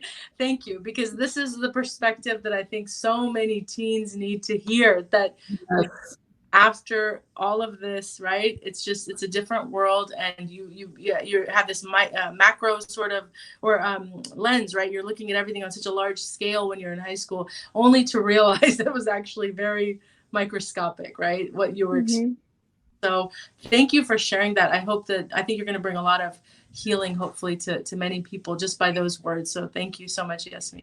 Oh, so many. Kira is talking about very good advice, Yasmin. Thank you, Nuria. And it's nice to hear your perspective and tips. So you're doing a really, really good job sharing all this information. Absolutely important point there. And it's Asma, I'm thinking, instead of Asma. I'm sorry, I mispronounced your name. But thank you for your comments. I do want to quickly talk about dating sites, Omegle, connection types. I know a lot of teenagers think that they're just connecting and meeting people, and it's just a gaming site. But a lot of people, there are a lot of predators hiding in these sites, and a lot of people are meeting their potential boyfriends on these sites, and they have no idea who they are, and they're giving away all this information to them because it's just exciting to talk to somebody, and these people know how to talk to teens. So what's your experience with Omegle or any of these dating connection sites? I definitely think that Omegle is just it's really dangerous. I haven't like been on it personally, but like you can just see like TikToks or whatever, people who will go on it, and like it's a video, so like you get connected to a stranger via video, and then it's like an old man, and like the first thing he does is like turn his camera towards his like crotch, and like, you know, it's so disgusting and sad, and I don't think anybody should use that personally. As for dating sites, I don't really use them. I don't think I'm even old enough to have one. But I just don't see a reason why anyone would need to, you know, be so thirsty for a connection that they need to like go and find one that way. I know like you're not using it, but your friends might be using it. So what have you heard about what they're using? Well, I know like in high school, nobody really, because you have to be 18 to make a Tinder account, but like just in college, people use like Tinder just to meet up with random hookups and, you know, get their fix and go. So I don't know, like I don't really have much to say on the dating sites, but I don't use Omegle, and I don't think people should either. It's scary because it's a lot of pedophiles and predators are on there. So I do want to go back to my my other fascination, or just because I'm so terrified of what I've learned with this whole Jeffrey Epstein thing. I do want to go back to that and talk about human trafficking, sex trafficking, and how easy it is to lure kids into the sex trafficking rink. And a lot of kids don't even understand what that is. And it's the modern day prostitution, modern day slavery, and kids are missing all the time, and we have no idea. So I don't know if you know too much about this, Yasmin, about Jeffrey Epstein or Ghislaine Maxwell, who was recently arrested, and why this is such a shock to the world, not just because all these important political people are connected to them, but how easily these little kids were lured into with the promise of a massage or extra money, and they're targeting kids and just like a pedophile, they know who to target and who to groom. So for parents that don't understand or don't really know, I just wanted to show this video. So this is Ghislaine Maxwell with Jeffrey Epstein, and she was recently arrested. But let me show you this video really quick. As alleged, starting in 1994 until at least 1997, Maxwell helped him exploit girls who were as young as 14 years old. Maxwell played a critical role in helping Epstein to identify, befriend, and groom minor victims for abuse. In some cases, Maxwell participated in the abuse herself. As alleged, Maxwell and Epstein had a method. Typically, they would befriend these young girls by asking them questions about their lives, pretending to be taking an interest in them. They would take them to the movies and treat them to shopping trips. Maxwell would encourage these young girls to accept offers from Epstein to pay for their travel and their education, making these young victims feel indebted to Jeffrey Epstein. After developing a rapport with the victims, Maxwell then tried to normalize sexual abuse with a minor victim through a process known as grooming. For example, Maxwell would discuss sexual topics with the victim and undress in front of the victim, or be present for sex acts involving the minor victims and Epstein. Maxwell's presence as an adult woman helped put the victims at ease. As Maxwell and Epstein intended, this grooming process left the minor victims susceptible to sexual abuse. Maxwell and Epstein worked together to entice these minor victims to travel to Epstein's residence. Maxwell enticed minor girls, got them to trust her, then delivered them into the trap that she and Epstein had set for them. She pretended to be a woman they could trust. All the while, she was setting them up to be sexually abused by Epstein, and in some cases, by Maxwell herself. As alleged... Let me get that out. So the reason I wanted to show that video is how nowadays sexual predators are using women, pregnant women, any type of they're not obviously doing it themselves. We're assuming that these sexual predators are scary men that are trapping people or putting them in a van and running off, and it's not that way. They're grooming these people. They're talking to them about their interests. They're talking to them about their dreams and how they're going to help them. They're going to pay for it. And you're going to college. And what really scared me was there were several victims in this whole Jeffrey Epstein scandal that were 21, 22-year-old college students. One of them was an artist, and she was excited about being able to sell her art, and somehow she got lured into this ring. And I'm worried for all of these young college students that are going away to school and not really realizing that some predator can target them the same way. And so it's become so important for me. It's almost like a mission in my life to educate you guys to not fall for those traps, because they will use somebody. Because Ghislaine Maxwell was pretty, she was smart, she was kind, she was sweet, and she would lure these people in the hopes of, you're going to be a model, or I'm going to help you with your career, I'm going to help you with this and that, and people falling for that. So anyway, I don't if either one of you have anything to say, and you guys want to say anything, please tell me. Let's have this discussion right now. Well, first of all, thank you for putting that up, because it is a good segue into this next part of this discussion, which is about trafficking, that I think a lot of people are see as a problem that's happens in other parts of the world. But as you just showed, this is right here in the U.S., and it's much more common than we think. I recently found out that there's an organization, for those who are in the Bay Area, for example, there's an organization that actually works specifically on this, and they highlight how San Francisco and most of the major cities across the U.S. are actually really hot spots for trafficking of children, of women, and it's unfathomable to think that it can happen here, right? We think that these are in lawless countries where there's no oversight. Well, when you're looking at our country, where we think people tend to be generally aware of these things, and it could never happen here, to know that it's actually quite common. I don't have the statistics right on hand, but it's really alarming once you start paying attention and reading some of these websites and how common it is. And that's why it's so important that we warn ourselves, our teens, in our women, especially our children, to be aware of these things. But I think, you can always, point out the dangers, that are in any society, wherever they are, and make sure people are aware of those dangers. But I think, from my perspective, we have to start early in terms of really helping our youth discern things on a better level, use discernment, and to really be able to not be so willing to trust easily, because that's also part of the issue, is that, there is, I see anyway, a lack of focus on really helping youth develop these skills where they can make those judgment calls based on certain sort of principles that they live by, that I don't buy into everything people tell me.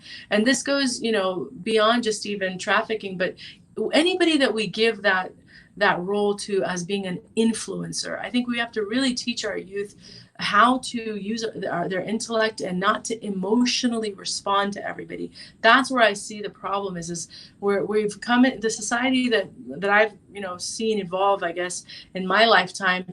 We've just become much more emotional and reactive to things, and it's almost like there's a suspension of the intellect, where the intellect would tell you, based on what am I giving people this ability to influence me or to convince me into things? What is the standard by which I use, to give people that role? And that's where I think we can, from a spiritual angle, go back to our faith, because in our faith, the form doesn't matter. It doesn't matter if a person looks amazing, successful, has all the right words, is just poetry flowing out of their tongue. Those things are not what we would give someone credibility to, or for. What we look at is content of their character. And I think we have to really go back to teaching youth to look at character when we talk about how, whether or not to trust people or not, and how to look at those character qualities that are really important, and to be able to identify them instantly in someone, and I think that's part of the problem with social media, is that we've given people authority that haven't earned it, only because we're judging them based on superficial things. It's all a matter of how they look, right? Oh, someone's beautiful, they must know what they're talking about, I have to trust them. Whatever product they sell me, I'll buy it. Or they have a lot of followers, they're very popular. Well, there's been a lot of people who've been very, very popular throughout history who are demonic entities. So I think we just need to really go back to this conversation of how do we establish trust with people, strangers or otherwise. What are the standards that we're teaching our youth to do that? And if we're not telling them to look for character qualities, is a person good? Are they upright? Are they, are they honest? Are they trustworthy in terms of, experience? Have you seen anything, with, what is their reputation? All of these things matter. But I think for some reason, I think social media is actually definitely attributed to this. Those things almost don't matter anymore. And it's all about the pitch. It's all about the sell. It's all about how convincing they are, and how, again, superficially how they look. And this is a big problem that I think parents have to go back and to the drawing board and really point out to their kids. Don't fall for everybody who just looks good and says what, the right things, and is, charming, because there are, wolves in sheep's clothing, and they do intend to harm you, whether it's directly, as in the case of trafficking, or indirectly, which is selling you things that are harmful to you, and that in the long run, you will pay the price. They don't care. Most of these people online, for example, they don't care about us as individuals.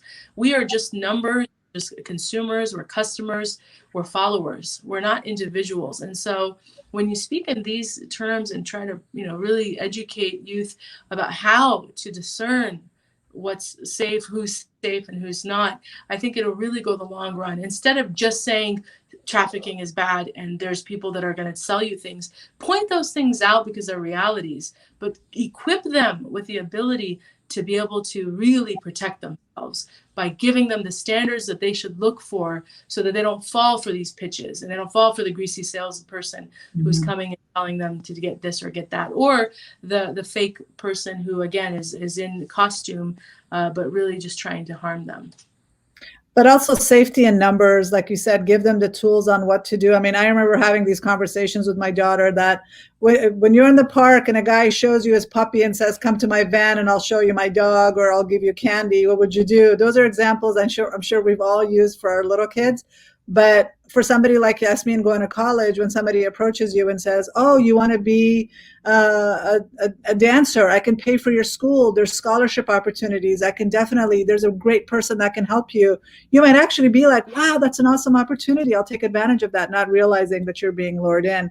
And I do want to point out that not all trafficking involves sex. Some people are being trafficked for many reasons. Like I said, it's the modern day slavery. You will get shipped around the world and you won't have access to anybody. So always be safe. Safety in numbers. Talk to your parents about any opportunity that supposedly comes your way, because if it's too good to be true, it probably is not true. So talk to people and share your experiences. Anything you want to add to this, Yasmin? Just that, I mean, to always trust your gut. Like, I know that, they thrive on social media, so you keep your account private and don't, respond to any random DMs, or somebody adds you on Snap that you don't know with a weird username, don't add them back. Just things like that. Like, just don't be smart about it and trust your gut, because oftentimes your gut knows what's right. Good points. So let me see what else I have. Yeah, unfortunately, the world has become a very dangerous world because it's become so huge. So many people have access to us. It's so easy for us to become victims, whether people are trying to sell to us, whether we're being blindsided. I remember I saw something on Facebook. It was like advertising for something. And I was like, wow, that's such an amazing product that has to be like something that's easily available, only to find out later with all the comments that that was fake and it was a fake site, and they get your information and they lure you through these products, I guess. Clickbait. Yeah. And so if it's too good to be true, it probably is. So any other comments? Let me see what everybody's. In the meantime, can I ask Yasmin another follow-up question about social media? I'm just curious, Yasmin, if you and your friends have ever considered what life would be like without social media. Because, we came from a time where it just didn't exist. We didn't have this stuff at all. We actually had to talk to people and like create, real life relationships. But have you ever thought about like what it would be like to just completely go off the grid? And does that induce in you a sense of like, interest? Like, or is it more like panic? Like, oh my God, what would I do? And do your friends, have you ever had those kinds of conversations? Because I know hypotheticals are kind of fun when you're young. You're always, having hypothetical conversations. What would you do if? What would you do after? Has that ever come up? Or have you ever? Well, every time I've thought about it, like some sort of like FOMO hits me, like fear of missing out, because I know that if I leave the bubble, it's just going to be me. It's not going to be like everyone else who's on it. And then I'm going to be missing out on what's going on and what's happening, on who's posting what. And I know that's really like stupid to think about, but it's also like, I want to know what's happening. I want to know what's up. And I just couldn't imagine like, just especially even with like school, like through social media, you're exposed to more than like people at your high school or people in your bubble. You kind of see like people at different schools around you and people like what's going on. So I think just coming completely off the grid would just kind of induce a little bit like, oh my God, I want to see what's going on. I want to see what's happening. I love that answer. I'm so glad you answered so truthfully, because I think this is a really important point. And I expected that answer, because I want parents to really think about, that as much as we would like our kids to just be off of these things, and as people go to extremes, that we have to just realize we're in a new era. This is life. This is reality. Social media not going away. And so we can't go to the extreme thinking, because I've seen some parents think that that's the effective way of, trying to limit their kids' involvement, is just to take everything away. And then on this false, sort of hope that they'll just stay that way, they think it's going to happen. But I think we just have to be honest with ourselves and with our teens that, listen, this is they grew up in this world. It's not like they knew anything before. It's like ever since they were young, there's been apps and iPads and iPhones for many of our youth. So this is the world they've, been immersed in. Therefore, we have to just really take the responsibility on ourselves, as Dr. Nafisa and I have been talking about, that we have to help guide them. We cannot just expect cutting them off is the solution. And that requires knowledge. As parents, we have to educate ourselves and realize that if we want to bring balance to the usage in our homes with everybody, even in ourselves, it has to start with conversations, it has to start with education, and just an acceptance. Bottom line, accept that this is the reality. And I don't blame you, because I think, honestly, Yasmin, most people are on social media because of FOMO.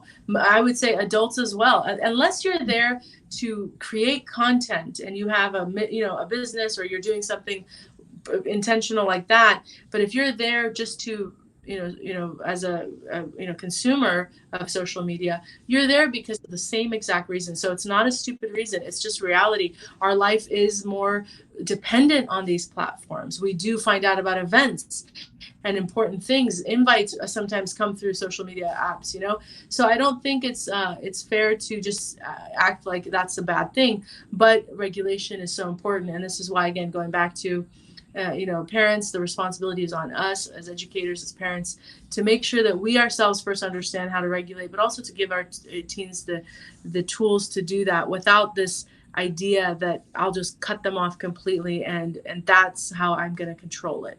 It's not effective. Well, social media and all online activity is based on FOMO. They want us to have FOMO so that we are always wondering what else is going on. And so it is an addicting thing, and it's definitely something that a lot of people go through. My motto when it comes to social media is I'm not on social media. I use social media. I use it for my business. I use it to create content. I use it to educate. I'm not on there to talk about myself, talk about my family, and share gratuitously for people just so they can have a glimpse into my life. I don't like that. So for me, I'm actively using social media for my business, for me to share and educate. And I think if we can have that attitude about not just passively being on social media, even as a teen, you can use social media for a lot of good. And if you know how to balance that, then you can actually benefit from it. But if you're not aware of how to use it for good, how to use it in a way to educate yourself and benefit from it, then you are more at risk because you're passively consuming without your ability to actually mindfully processing what's coming your way. And I think that's a critical point, Dr. Nafisa, that you mentioned, because this is how we also empower our youth to use things that may have problems, but in the best way possible, right? Because otherwise, yeah, if you're just going to say, here's your device, you can be on it without any guidance or without any conditions, then what do you expect other than they just consume and then they waste a lot of time? But if you say the condition of you being on these platforms is that you use it for good, which that means sharing good content, whatever it is, but you're not there just to consume. Because I think, we should speak about voyeurism. It's a disease, it's not healthy to want to just peer into people's private lives 24/7. It's as a mindset or as a practice, 20, 30 years ago, we had a concept of like a peeping Tom, someone who was perverse, because they would try to look into people's homes or private, places. And that was looked down upon. But social media has literally opened the door for everybody to become one. And we don't bat an eye. This is ridiculous. We should We also demand people to show as peeping Toms, we demand that they show us those things. That's the whole thing. And they have to feed that need. Exactly. So no, I think your point about making sure that, I love that. And I think that should be really the mindset that all people who are, at least, again, I bring it back to our community, that we should, as with everything, our, niyyah matters. Your intention matters. So if your intention is to just consume and to watch and to, put fodder into your heart, because there is a concept Islamically of ghiba of the heart, of gossiping or thinking badly of people in your heart. Some people think it's just an action of the tongue, but you could actually be speaking and thinking really ill thoughts about people, and that's blameworthy. So if you're just doing that all day long, that's a problem. But if you're more intentional about your usage of social media and say, you know what, Allah, I'm going to try to be good and put out good energy, even if it's a compliment, a kind word, supportive, thing, at least that's better than just literally. And I know so many people who lurk. They just lurk. They're just there to watch and lurk, and then they get off. That's contribute nothing. Yeah, not right. And as parents, we should absolutely demand that our kids are using it in the right way. So I did want to talk about how, for some parents, and I'm sure some of them are here listening, or during the replay, they might notice this, that for some of their kids, that the addiction, the usage of social media has become bigger than anything they can control. And like we talked about this earlier, when that happens, you need to seek help, but you need to look for some signs. And I wanted to show you some signs of what to look for. So when people are addicted, like I said, they might be behaving in a way that a drug addict might behave. They might be lying. They might be hiding their activity. But you might also notice that there's a lack of self-care. There might be poor personal hygiene because they can't be bothered to stop long enough to go take a shower or shave or clean themselves or change their clothes. There might be an unhealthy diet or not eating regular meals, where they're snacking all day long and they're not really consuming food that's actually nourishing their brain and their gut. There might be sleep disturbances. They might be staying up all night and sleeping all day, or they might be playing video games all day long. the academic performance is the first key indicator for a lot of parents. That's the alarm bells that go off when they see that their grades are slipping. But then there's also lack of close face-to-face relationships. A lot of kids, it's a lot easier for them to build relationships online instead of actually building their social skills and having relationships with friends face-to-face or physical relationships in person. They might be impulsive and irritable when not on social media. So these are signs that that can alert you to say there's something going on. There's more going on with these kids, and that they need help. So if you notice this, you need to. It might be due to depression. It might be due to anxiety. There might be FOMO. There might be there might be addiction. If you have done everything you can to try and give them opportunities, take away their devices, give them opportunities to earn their use back, limit their time. If all of those things are not helping you, it's important to seek help from trained mental health professionals. This is a huge problem. A lot of people have educated themselves, and there's opportunities. There's behavior management programs that can actually help you and help your teens overcome this issue. And then to get them back on path. My whole thing with helping teens break their dependence on the internet, because they're bored, because they lack structure, is it's really important to create structure for them throughout the day. Even with quarantine, a lot of people have found themselves not knowing what to do with their lives. They don't know before you get up early for work or school, you go to school, you do that, you come home, and you have a certain amount of time that you're free, and you can use that time to consume to spend time on the internet. But now you've got the whole day and it's unstructured. And when we have, especially for a lot of kids, like I said, their frontal part of their brain is undeveloped. And so when they're ADD or their frontal part of their brain is underactive, they don't do very well with lack of structure. They don't know how to fill that time. So the easiest thing is to sit on the couch and consume more internet content. So it's really important to break up that time, create focus. I love what Yasmin said about starting your day quiet, peaceful, getting some stuff done, eat breakfast, wash up, clean up, do maybe your homework, and then create time for some time on the internet, and then go and do other things. Just break up that time. And then when used in moderation, of course, social media can be beneficial, like we just talked about, but unfortunately, half the population of teens are on social media for hours at a time, passively consuming it. So again, you got to think about, I don't know if you think about this, Yasmin, as far as, like you said, when you go to bed without your phone, when you're starting your morning, you're using your time for other things. Do you ever think about, like, what could I have done with that 3 hours I was on TikTok? What dreams could I have accomplished? What could I have created? What could I have worked on? Could I have learned another language? Do you ever think about that? Yeah, I mean, of course, yeah. There's always that, oh, I could have spent my time doing better things, but I think a lot of it, a lot of it's just procrastination, because people go on social media to procrastinate, doing their homework, whatever, chores, anything else. So I think just not being able to have my phone with me, if I leave it downstairs, kind of helps me accomplish that, because it's I don't have the thing to distract me, so now I have no other choice but then to work on what I need to work on. That's the thing. I think when we take away that distraction, it forces us to do other things. So I've actually created 25 internet-free activities for teens. There's 25 suggestions that you can do besides the internet. So these are times when you're not knowing what else to do. These are some suggestions. It's at drsekandarycourses.com/teens. You can get that instantly downloaded. But in addition to that, if you go to that website, there's also another 60-page PDF for how to parent your teens as well. So there's two things you can download on that page, drsekandarycourses.com/teens. It's a great little guide for kids to have ideas. So it's like a quick little pictorial that you can look at and say, okay, well, I want to break up my day today, but I don't know exactly what to do. This can give you some ideas, like listening to a podcast, listening to music, learning a new language, different activities. So hopefully that could be a guide that you guys can use, and it can be beneficial, along with the 13 how to parent your teen guide PDF that you guys can get. quick question, because I just realized that you've mentioned throughout the talk something that I think parents might not understand. I understand it because I've read about it. You understand it. Obviously, you're a mental health expert.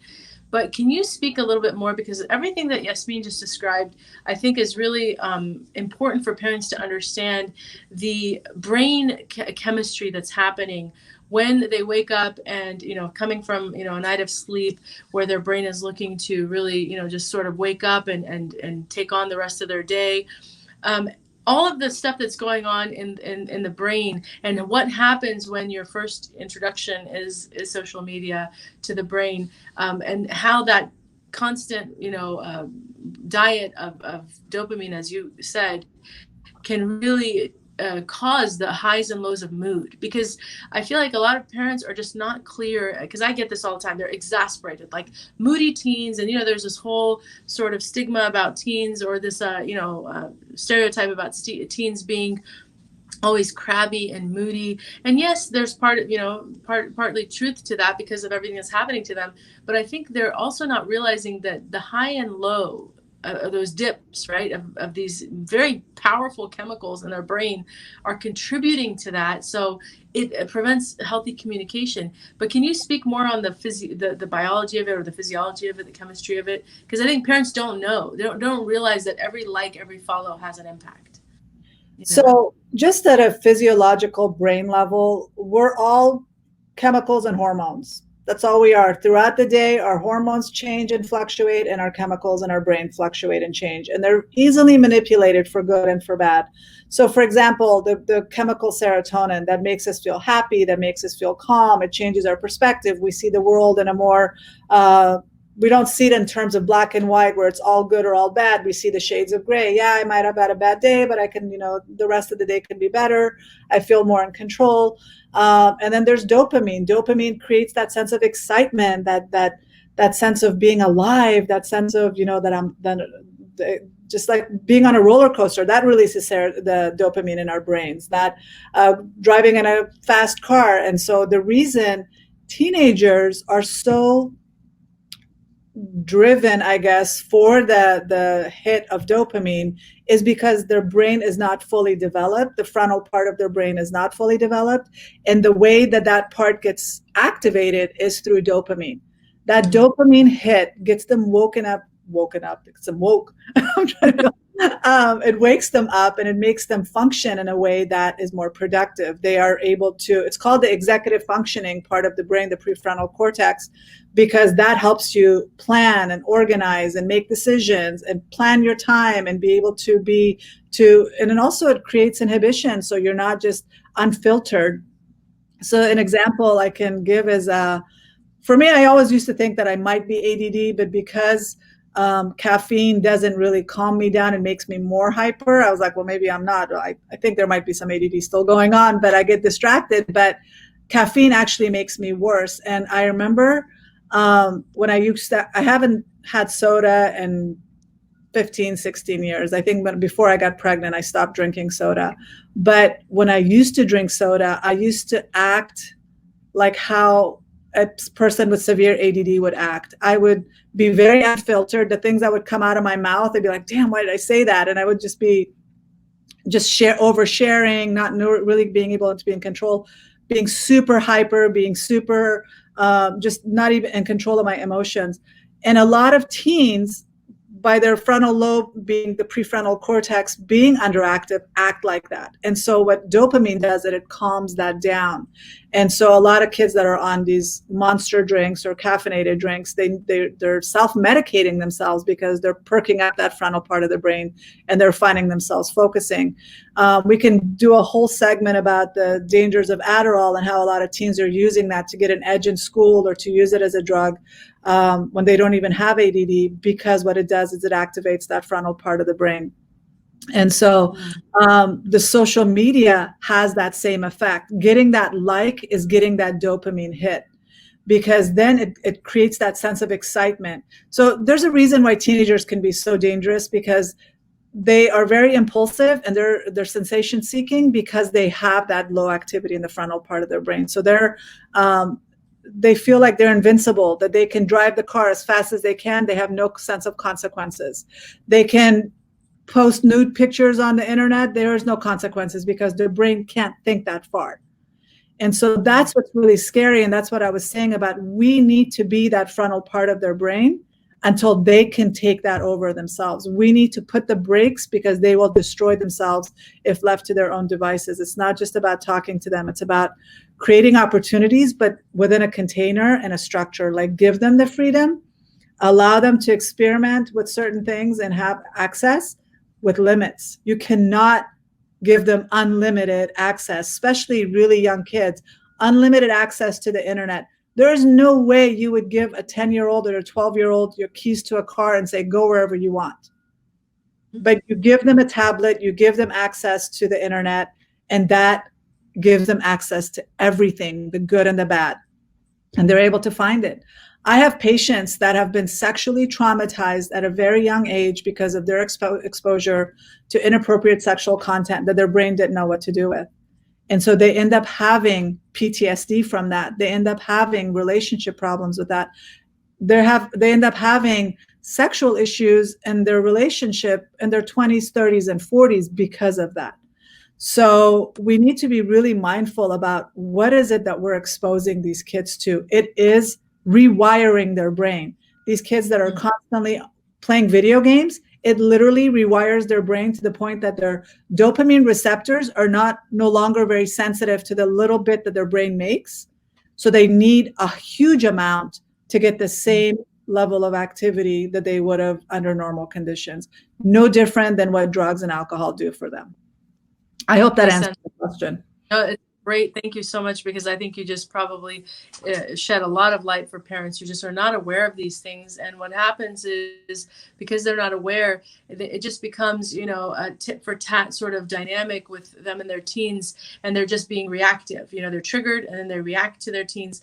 But when you understand what's going on and that they really are under an immense amount of pressure, not just, with all the changes physiologically, but also the world puts a lot of pressure on teens. Academics, have just are just so intense now, as opposed to maybe 10, 15 years ago. To try to get into colleges, you have to do so much more. It's like there's this immense amount of pressure that tells them that your self-worth is determined by this, this, and this.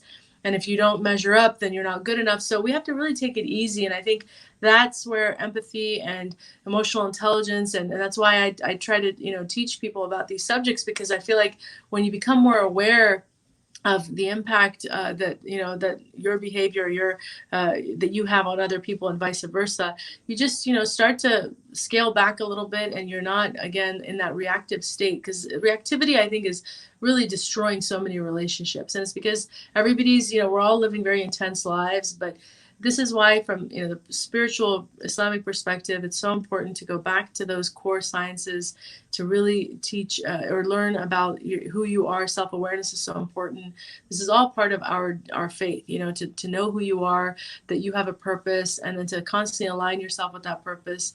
And, everything that you've mentioned, I mean, self-regulation is part of our faith, fitra, what you were talking about, these teens, who are scarred for almost, for decades after, from looking at something that they weren't prepared for. That's because we have that belief that there is a natural purity and a state of fitra that all children are in.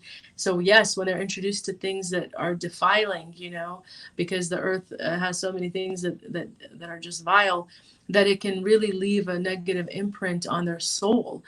So we have to do more soul work and really dig deep, but understanding each other, having empathy, creating those, connections from an empathic place, I think really is the starting point that I would say most parents need. This is how you start these conversations. Go back to that, try to understand what your teens are going through, instead of just looking at them as defiant, unruly, rebellious, disrespectful, teens. No, they're not that. They're going through a lot.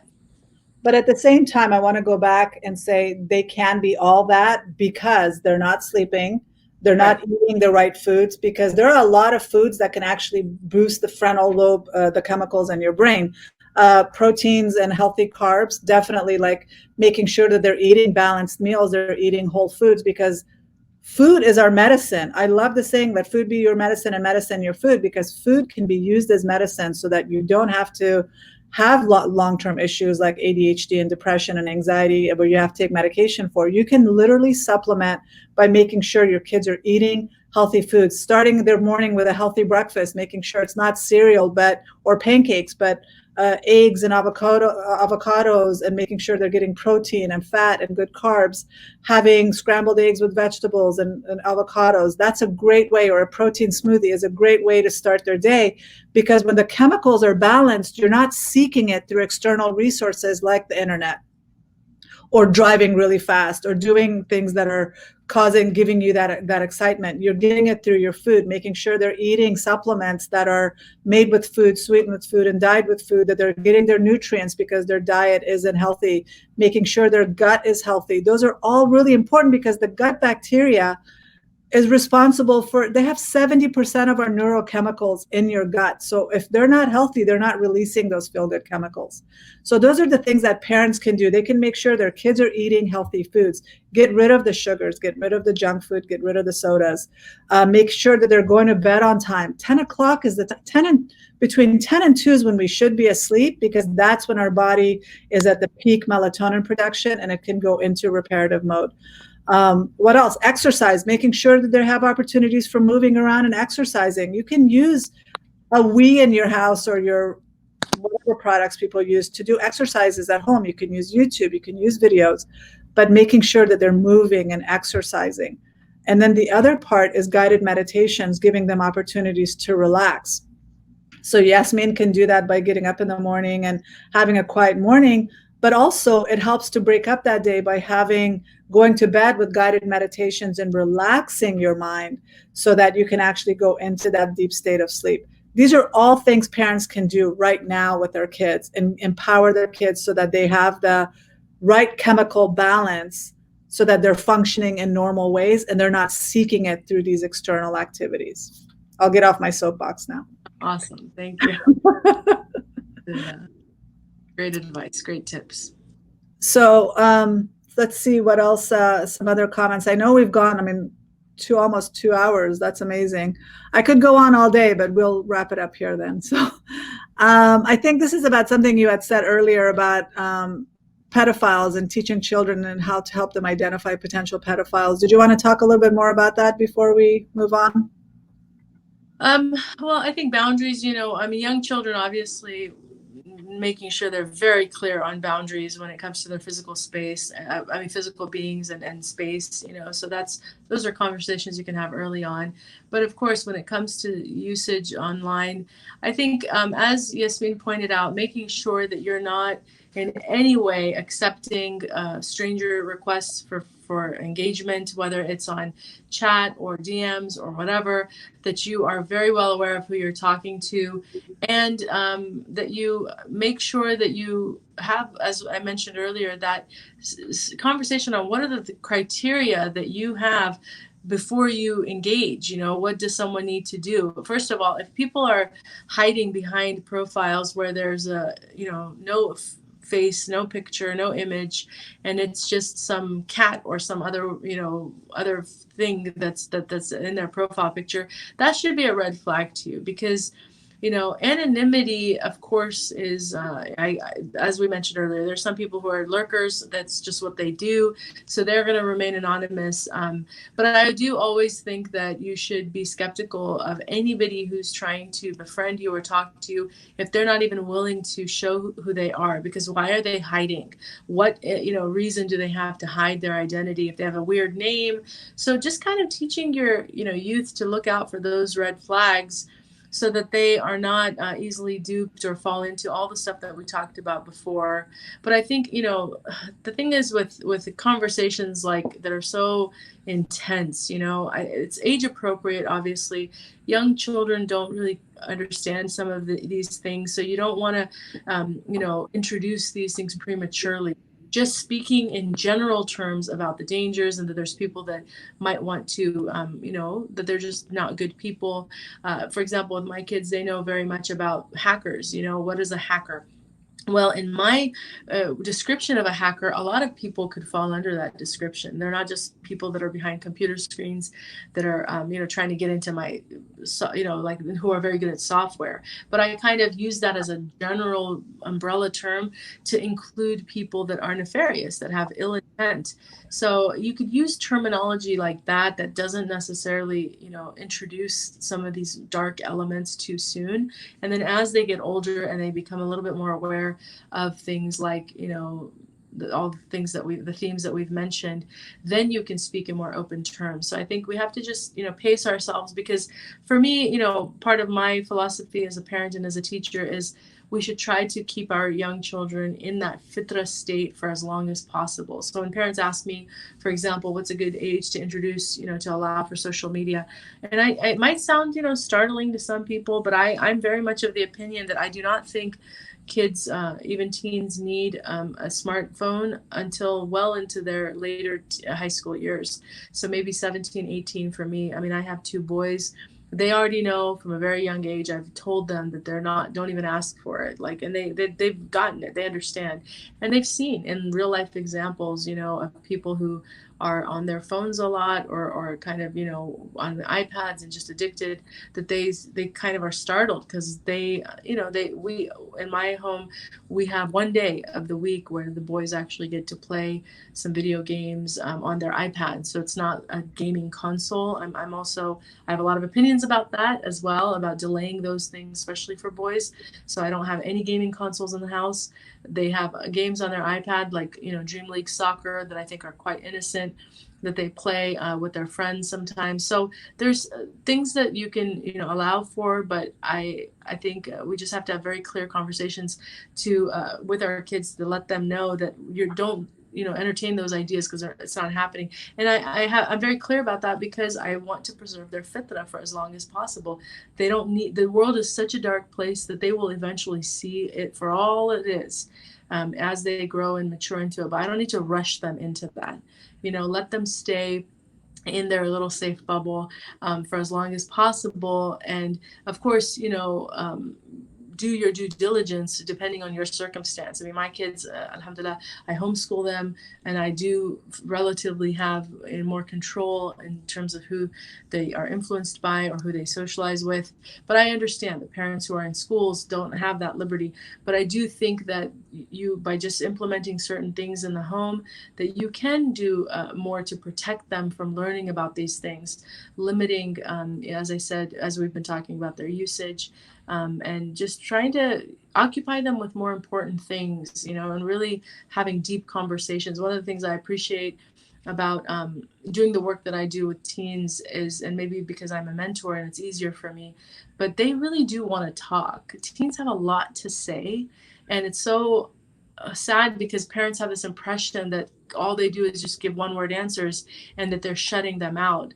But it's not for any other reason, but most of the time teens feel so judged, especially in their home environment, that they shut down in the home. But when they're put in other environments with their peer group or with other mentors, you find them flourishing, and they are funny, and they have, so I love to work with youth. And people are sometimes like, what? Oh my God, they're so difficult. And I'm like, no, it's actually the opposite. They're funny. They have a lot to share. So I feel like we just have to appreciate, preoccupy them, give them opportunity to be themselves, to express who they are. And then, like Dr. Nafisa said, because their moods are they're in a better state generally. You're nourishing them with good food, they're getting that sleep that they need, and you're giving them opportunities to really socialize in healthy ways, then they won't need to use these crutches of social media to find self-worth and to reach out and create connections, because they feel heard. So take use of your community, classes. There's a lot of things that are very affordable, sometimes even free. I'm a big, I mean, as a public speaker, I've been speaking for a long time. I think it's such an important skill that youth are taught to speak publicly, because it gives them voice. It gives them that, again, that self-assurance and that confidence to speak up. And that's what we need. I mean, you can see with Yasmin, mashallah, here, she is so comfortable because she's clearly has experience speaking in front of people before. But I've seen a lot of teens with social anxiety and all these problems, which of course social media feeds into. They don't have those life skills, and they have a very difficult time in adulthood, even because they weren't given opportunities to create, to expand on those skills. So there are, places like Toastmaster that will allow for, I'm not sure if there's age limits, but I've heard of youth being allowed to participate with their parents. But there are opportunities other than that in your communities, I'm sure, where you can give your children or your youth opportunities to socialize in really healthy ways, and then you'll see that they won't have this dependency as much, because they'll start to feel more just heard and seen in healthy ways. So long answer. Well, I can speak to the fact that here I am as a therapist, and I help a lot of teens, and I love working with teens. Like Lucy said, they're wonderful to work with. There's a lot of great information that it keeps me young, I guess, working with them, and I love learning from them and having the opportunity to talk to them. But that doesn't mean my own daughter wants to not necessarily talk to me. There are certain things that she probably can't share with me, that it's really important to find them those mentors, to find them those people that they can talk to. There are therapists in my building that my daughter has grown up with, and she's comfortable talking to them. My office staff are wonderful, and they can talk to her about things that I know she's not going to feel comfortable talking to me, and that's okay. And that, like you said, a lot of kids would rather talk to somebody else than to talk to their parents. And that, to me, it's like, I don't care who. Find trusted, respectable people that they can have access to, they can talk to. It doesn't have to be you. You do not need to be their best friend right now. You need to be their parent. Your kids need parents, but they need to have adult role models and mentors that they can reach out to. So don't feel like you have to be that best friend. You can be their best friend when they're old enough and you no longer have to be responsible for parenting them. But right now, they need you to be the parent, and you need to be enforcing the rules, and you need to set the limits, but give them opportunities to have other people to talk to. So I am so grateful for everyone that's been here. Thank you, Usi and Yasmin, for joining me. Is there anything you guys want to say? Lasting parting words, Yasmin, you want to say anything? Just thank you for having me. Well, you've been wonderful. Thank you for sharing all the wisdom that you shared. And it's true, you're very comfortable. At your age, I didn't have those abilities and those skills. I suffered from social anxiety, and there's no way I could have done what you did. So I'm really proud of you. Thank you for doing that. Thank you. How about you? No, thank you so much again, Yasmin. I really appreciated all of your commentary. I think you probably brought a lot of perspective to the parents who are tuning in, and also to the teens who are tuning in, to hear from another older teen who's on her way to really, again, experience the college life, to look back and say, don't put so much emphasis on social media. There's a lot more in the world, and find that, I think it was really powerful. So thank you for all of that insight. Thank you, Dr. Nafisa, for giving us the platform to talk about these issues. I really hope those tuning in took note of all the incredible detail that you went into. That's really helpful insights about the human brain and about just teen culture in general and all the experiences that they go through. I'm really fascinated by this topic, and I'm always open to talking more about it. So if you have any plans to do things more, in depth on anything related to social media, teens, trafficking, all those conversations, you know where to find me. But thank you for the opportunity. This is a conversation that needs to continue to happen. So for all those people that are joining us or will be watching this as a replay, please continue to comment, continue to share, continue to have this discussion. Let's keep the conversation going, because the lives of our teens and their futures depends on it. And it's something that I'm very interested in, and want to make sure that I can use this platform to educate as many people as possible. So thank you, everybody, for being here, and please share this information. And like I said, talk to your teens about it and encourage them to contribute and make comments and share your experiences so other people can benefit as well. And I do want to put this link back on if you wanted to download those two my 25 free internet free activities for teens, as well as the other guide. Please go to this site and download it. And then I'll leave that in. But thank you for being here. Thank you for your time. I know we went way over than planned, but like I said, this is a conversation that can go on for a long time. So take care. Have a nice day, everybody. Oh, let me see. Is there any comments before I go? Oh, thank you, Sarah. And yes, thank you, everybody, for being here. Thank you, Sarah, for your comments. So please share this, and then let me end it with this link. Have a good day, everyone. Take care. Bye bye. Assalamu alaikum.